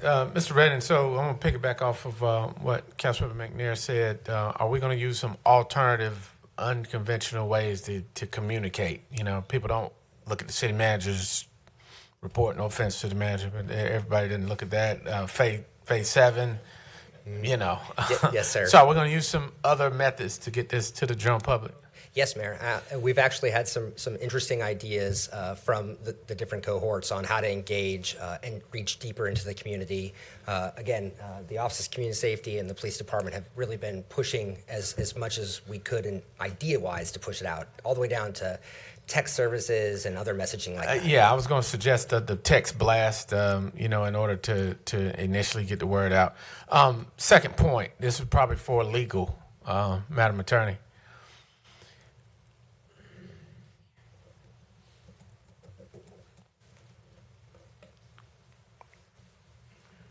So now I too understood that the intent and the spirit of this ordinance was to make the charges directed to the parents and not the youth. And so what would we need to clean that up if the only violation is being out? So in other words, I understand if they're out doing X, then they would be charged for doing X anyway. So when we originally crafted this, I know you've got the language that kind of captured it, but how do we close that to reflect the true intent of what this is, which is to make the punitive consequences to the parents? Because one is, we don't, PD wouldn't charge them anyway like they would an adult. They refer it for charges to what, juvenile justice? Is that how that works? It would be a petition filed. Right. Okay, so how do we close that if the only violation is a curfew? If the only violation is the curfew and it's been established, pattern of behavior, or if it's a curfew and it's the first violation. Let's say if it's the first, second, third. I mean, so how do we make that because how do we make the punitive criminal consequence to the adult, not to the child? I would say in that situation, Do we need to change the language from may to something else, or do we need to say it maybe the fourth, fifth violation, or how can we fix that? Because I think the spirit in our understanding was, particularly mine, was that the consequence was there's consequences for the juvenile, but the criminal element was to the parent. So, Mayor Coven, it sounds like an amendment that would specify that if the curfew violation is the only violation, then they may not be subject to. Because the other one is covered by law anyway. So if somebody's breaking out car windows, breaking in Right. houses, that's automatic. There's no discretion there. So yeah. Well, I mean, it was the way I communicated it, and I think many of us maybe understood it that way, and just wanted to make sure that the direction for the accountability, brings the parent into it. Sometimes the juvenile portion of it, if that's the only violation, counsel, I may see if you would be open to considering some language change that addressed that portion of it. But that was what I wanted to raise that point. And then finally, and I'll see if we can capture that if there's support for it. Finally, I wanted to talk a little bit. This is probably for Mr. Redding. Thank you, Madam Attorney. So as we create the alternatives, which we have with the safe space, right? The College Lakes, Cliffdale, and we build and expand on that. Did the task force talk about how it is that we partner more with or bring resources to some of these other agencies that are already in that space? I.e. some of the folks that were in the room tonight or others that we know are in that space. Yes, Mayor. Actually, that has been a center point of the majority of the planning efforts on these expansion of youth opportunities or these specific events. Discussions with economic and community development, the OCS, all of our partners that we tap into that are in the nonprofit sector, as well as those that are up and coming and risers. Council has put different pieces into this year's budget with the expansion of the community safety micro grant, and there's opportunities there to grow that program in a positive way and affect some of these things, as well as what these working groups have been pulling anybody and everybody that is within our community that we have funding attached to and that our partners with us have been invited. For the most part, everybody has agreed to participate. Nichelle can speak more. We've got some private industry entities that are going to participate in some of these events as well. To answer your question in a long way, yes, sir. Okay, and just for the listening audience, how much is in OCS that could be available for safe space or youth mitigation or mentorship or? So for FY26 in the budget, we templated $150,000 specifically in the youth genre. The original intent was to grow this program and do a quarterly event like we're going to be doing this summer each month to kind of expand the footprint as the OCS develops into a functional department. So with council bringing this into us in May, we accelerated that timeline and we're going to pilot those versions now. With the hopes that this eventually becomes a program that can run on its own where we facilitate and our partners participate willingly and run those events on their own accord. Now, is that in addition to the violence interrupter, or is that in place of and more so earmarked toward That's youth? a separate budget line item. So. All right. And then, as you said, the micro grants, we had originally budgeted $50,000 in previous budgets, but this year it's $100 in the proposed budget. Can you talk to that a little bit? Yes, sir. I believe the community safety microgrants and ECD were originally $130K with the $30,000 for programming and training as part of it to grow nonprofit capability and $100,000 in two award cycles. And so with council's expansion of that 100K, ECD, OCS, all of the partners are currently planning on how to either expand that program and make it more rigid so that we can really push into more of the community violence interruption areas in these youth at-risk programs. But ultimately, we haven't solidly founded that plan yet. So it's just at the very beginning as council hasn't adopted the budget. All right. Yes, sir. All right. Thank you. All right. Councilman Thompson.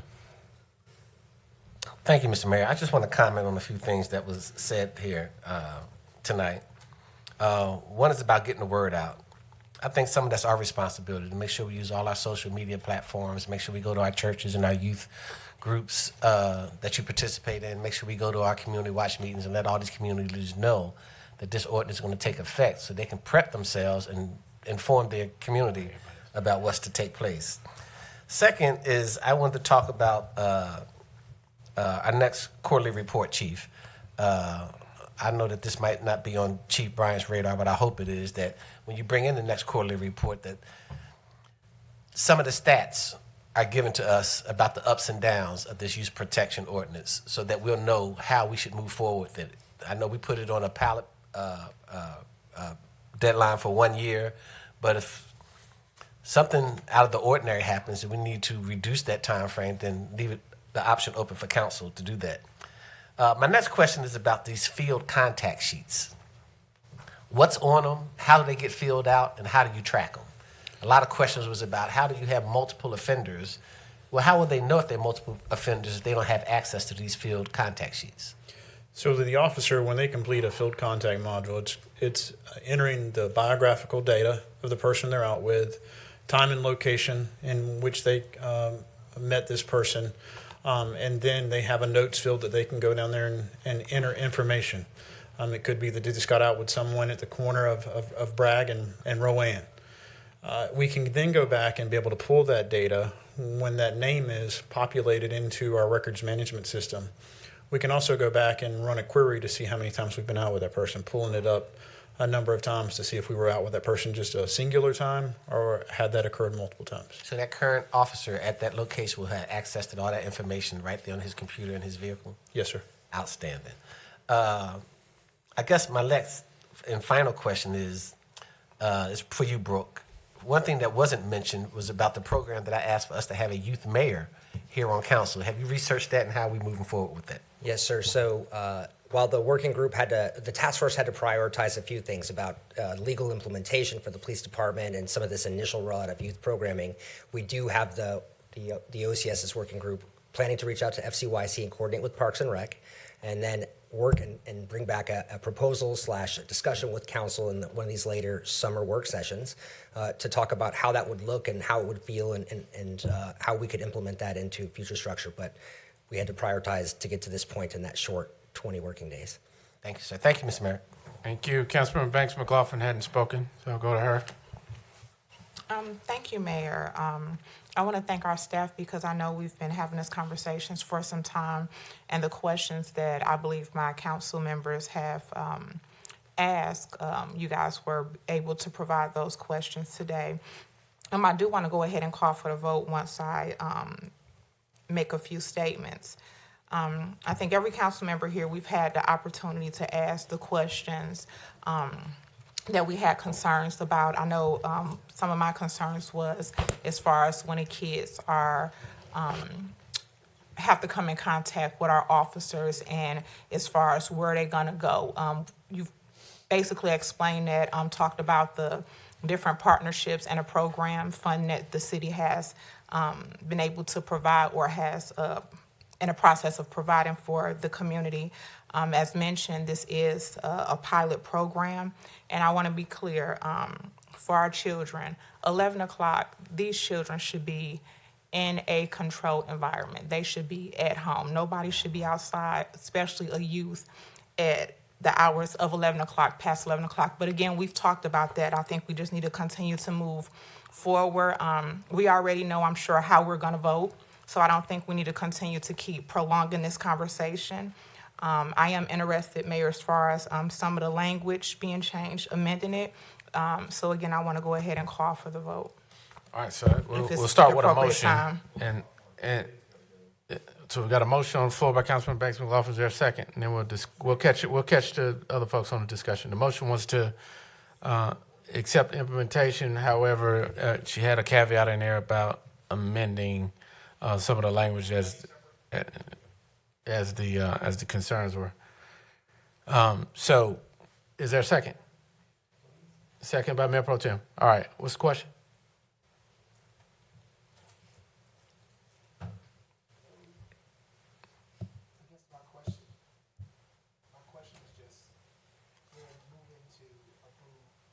hold on a minute. You might. All right.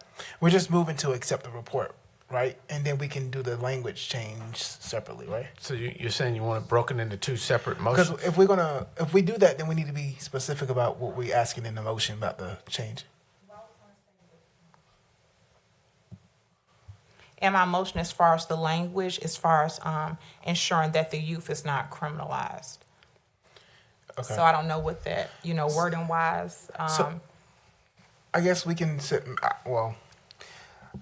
amend the youth protection ordinance to specify that the charges go to the parent. Well, that's already in there, I think. But it needs to be tweaked. Well, that's what the attorney's nodding for. So if the motion carries, I guess she would craft the language that captured the spirit of what the council's motion is. Is that right, Madam Attorney? Yes, sir. And what I'm hearing is basically we would strike the complete sentence for the penalty for juveniles. Yeah. Okay.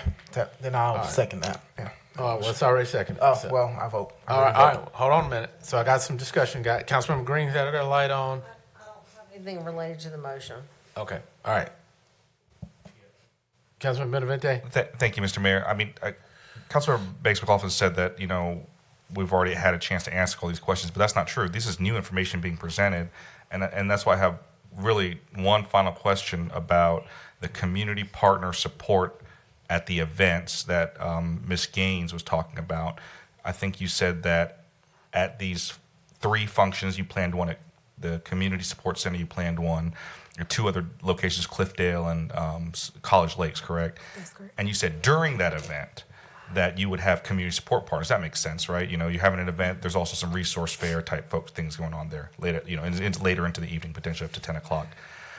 My question is, what sort of financial support is being provided to those providers or to those partners? Because I can imagine they love to table, for free anywhere they can. But if we're talking about sustaining some sort of regular participation from them, they're having to have people stay late up till 10 p.m. potentially.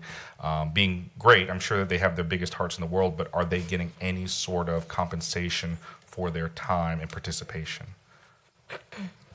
Not at this moment during the pilot process. What we're going to be doing is after the pilot is reviewing the programming, working, of course, to build it. And then that will be something that can come into play as when we start really working with those nonprofit agencies and other community partners and fully partnering with them in order to operate this programming throughout the year. Okay, thank you, ma'am. All right. And just the motion is just for accepting the report as it is first. No, it's not, sir. All right. So one of the This options. plus- Yeah. So what it says to accept implementation strategy, approve the youth programming. And eliminate F1 from the ordinance. She talked about changing the language as per the attorney's example. F1 is being eliminated because I got to clarify before I vote yes. F1 is being eliminated from the current ordinance. In the Yes. Okay, F1 is being eliminated. All right, which is let council know what we're dealing with here. That's what I'm asking. It reads, a juvenile who violates any section of this article is subject to be adjudicated delinquent. The court may, in its discretion, impose any dispositional alternatives that are provided in the state juvenile code for any juvenile who is delinquent. Yeah. So that entire provision will be stricken. Got it. But the parent piece remains. Yes, sir. All right. Okay. All right. Support that. What's And that that now? motion, Yeah, I think the courts are the only ones can Are remand they? that, right? Okay. Like we tried that a few years back. Yeah. All right, council. Let's see before you vote. Gonna have a 10-0 here, Mario. Green, Mayor. Green. All right. Almost 10-0. Got 9-1 voting in opposition. Councilmember Hondros. Motion carries. Good job, council. Good for getting that. All right, moving to the budget. 10.02. Another item that we've had 50 meetings on. We know this budget as good as Mr. Yates. Should be as quick a presentation as one of those other departments we've seen. Give it to us, Mr. Yates. I'll go one better, Mayor. I'll keep this short and sweet, knowing that it is 11 o'clock almost. almost 11 Almost o'clock. about to violate my curfew. So, just real quick, I wanted to reaffirm that we have added the parking lot items as we discussed during the work sessions. In our last discussion, we added funding to the ECD Innovation Project of about $100,000, and then we added additional sidewalk funding of $500,000. Those are the only major changes from the last time you saw it. The way we balanced, we took your fund balance to exactly 12%, and we increased our estimate on the vacancy savings. So with that, I'll turn it back to council for any questions you may have or for a decision or direction. All right, sounds amazing. All right, council, any comments, questions? I'm ready to vote, Mayor. Looks good. Councilmember Benavente, he got ants in his pants tonight. Mr. Mayor, I would just ask that we, two things came up in this last presentation. One had to do with our partners who are going to be having to stay up late, go to rec centers, and provide all the support.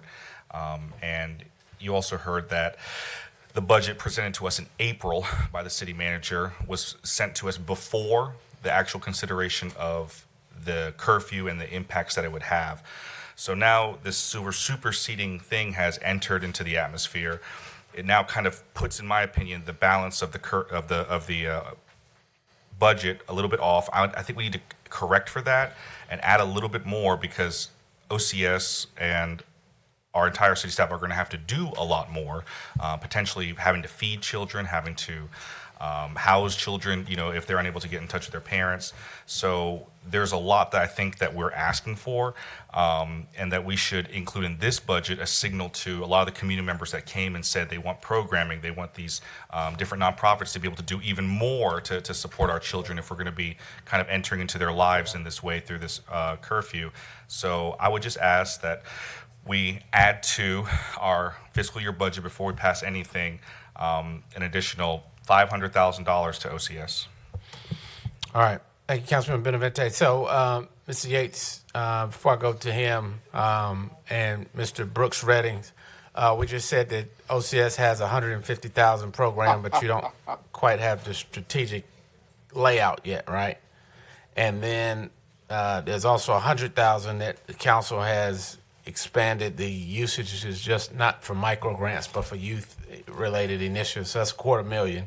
And you all don't have a plan to say whether that's enough, or you don't know what you're doing in terms of a roadmap yet, or the partnerships, correct? So we did project cost for the cost of each event at $5,000. That's based off of overtime for the police department, resources in terms of food and water and drinks. There's been a lot of local So that's sponsors. 5 and 5 is 15. Yes, sir. Okay, So- and you got out of the And 250,000. that's just the pilot program there. Right. We also projected the cost of potential contracts with, like in the way that ECD does, how they could push into nonprofits and support that. So it's not necessarily the lack of a plan; it's more of the initiatives as they unfolded. Understand. through Understand. I the wasn't year. trying to say that. I was just basically saying we've got $250,000 encumbered, and in the event you return back as you roll those partnerships out, we're able to reload that, right, Mr. Yates, with budget amendments. If that go through that first $250,000. Yes, sir. If we were to use up that funding, I think we'd come back to council with an additional funding strategy and a way to put that forward. Right. Okay. Well, I think that's a pretty good start. All right. So, Councilmember Davis, and then Mayor Pro Tem. Thank you. Is there a motion on the floor right now? It should be. It's 11 o'clock. Oh, okay. Quick question. The slide for the parking lot items, I just wanted to make it known that those items on that parking lot have been baked into the budget. When we pass this budget, those items, can you go to the slide? Because I know we have some community members who are advocating for splash pad and Tokay, on North Street. So just want to make sure that once we approve this budget today, that it is baked into the budget, and we will work in getting something on that North Street area / Tokay area. Yes, sir. So Yes. there it is. So the splash pad and water features in the Tokay North Street area, we will work with Parks and Rec and get started on that as soon as the flip of the fiscal year. All right, thank you. That was my question. Thank you, sir. Thank you, Mr. Mayor. All right, thank you. Councilmember Bennett, sorry? Motion to add to the budget before All we right, vote so on the budget. clarify that. So just very quickly, guys, it's the 3 events that they created for $5,000. That does not account for what we talked about, potential children being held, the accommodations for them, not just food, but potentially, how long they're staying there, all these partners that we're trying to work with. And then again, all the folks that came to City Hall today and demanded that we make a greater investment when it comes to programming for our young people. So it's not enough for us to say that in April, before we even started this discussion about the curfew, that we had this dollar figure. Now that we have a new problem or a new sort of thing that's been created, we've got to make an adjustment in response to that. So again, I think I'm being reasonable asking for only $500,000 because it should be money that is earmarked specifically to be in response to and in support of programming as it relates to this new venture we're making into young people's lives through this curfew. So renew my request for that addition to the budget before we vote on the overall budget. All right, motion by Councilman Benavente, is there a Is there a second second? to that? Who? Who was the second? All right. You said you did or did not? Okay, it's motion by second by Councilman McNair. All right, so council tonight, as we get into the discussion phase of the $500,000, we've heard tonight that this is a good budget. Can you put that back up on the screen? Doubled the micro grants, which went out to community partners for youth mitigation strategies at grants of $5,000 and below. So those were the kind of the test pilot for programs, but low barrier qualification. There's $150,000 in Office of Community Safety's budget, which is now building itself out. One of the 4 pillars of that department were youth related and gun violence strategies, and it's always already $150,000 that staff is continuing to work on what the programming items for. So I do think that, and we made tremendous strides to make sure that the spirit of the ordinance that we adopt aligns with the fact that we're not trying to encumber these juveniles with criminal charges, that we fix that. That's a huge step. And so as we build that out, I think the listening audience, and I think everyone can know that $250,000 allocation, and to make sure that we get this right, shows good faith. I will be supporting that action, but I won't be able to support encumber another $500,000, and we don't really have the $250,000 program. So if I vote no, it'll be for that reason. All right, Councilman Benavente. Yeah, thank you, Mr. Mayor. I just know that grant, the money that we grew when it came to the low barrier grants that we make available. I've heard our council people say all the different ways that they kind of want to see that money spent to expand that program so that neighborhoods can ask for more and more things. And again, that takes away, I think, from what is this new challenge that we're presenting our staff and the new challenge we're sort of presenting our community through this curfew. We need something in addition to what's already been considered. So that's the distinction I'm really trying to make here, sir, is that everyone on City Council recognizes that in April, we thought this was the challenges that we're facing. This curfew came along. We know that we need new investment now. And we're sort of saying the same thing in both directions. If we do not end up programming something, then we don't spend the money. The budget is aspirational. We put this money to the side. We work towards spending it. We can only do so many projects, and we can only have so many partners at the table. Fayetteville is not so our bench is not so deep that there's all these organizations. So I think that if come 12 fiscal months from now we've only spent 250, we're saying the same thing. So I would just ask that we show a signal to the community that came out in force, that came out and spoke very, very powerfully to the need for additional investment in programming as a response to this curfew. But I would just ask that, again, everyone here hear the call from the community and make that investment available. We're not encumbering this $500,000 to say we're going to burn it up if we don't spend it. I think we can program for it, and if there's anything left over, again, it doesn't get spent. So I would just ask for that support from everybody. Thank you. Thank you. Councilman Harry, you were voting or you had a question?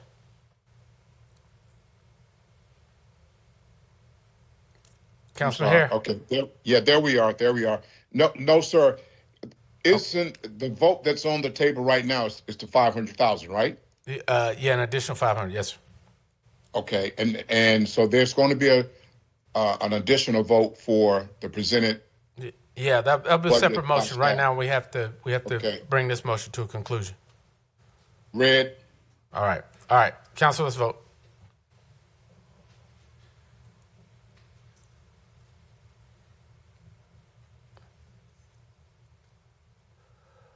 All right, who are we missing? 9, 10. Okay, all right, motion fails. Those voting in favor or those voting opposed, Hondros, Green, Colvin, Thompson, Jensen, Davis, Hare.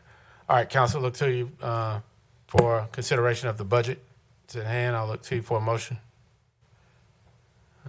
Who is that? Councilman Hare, is that your button? Red.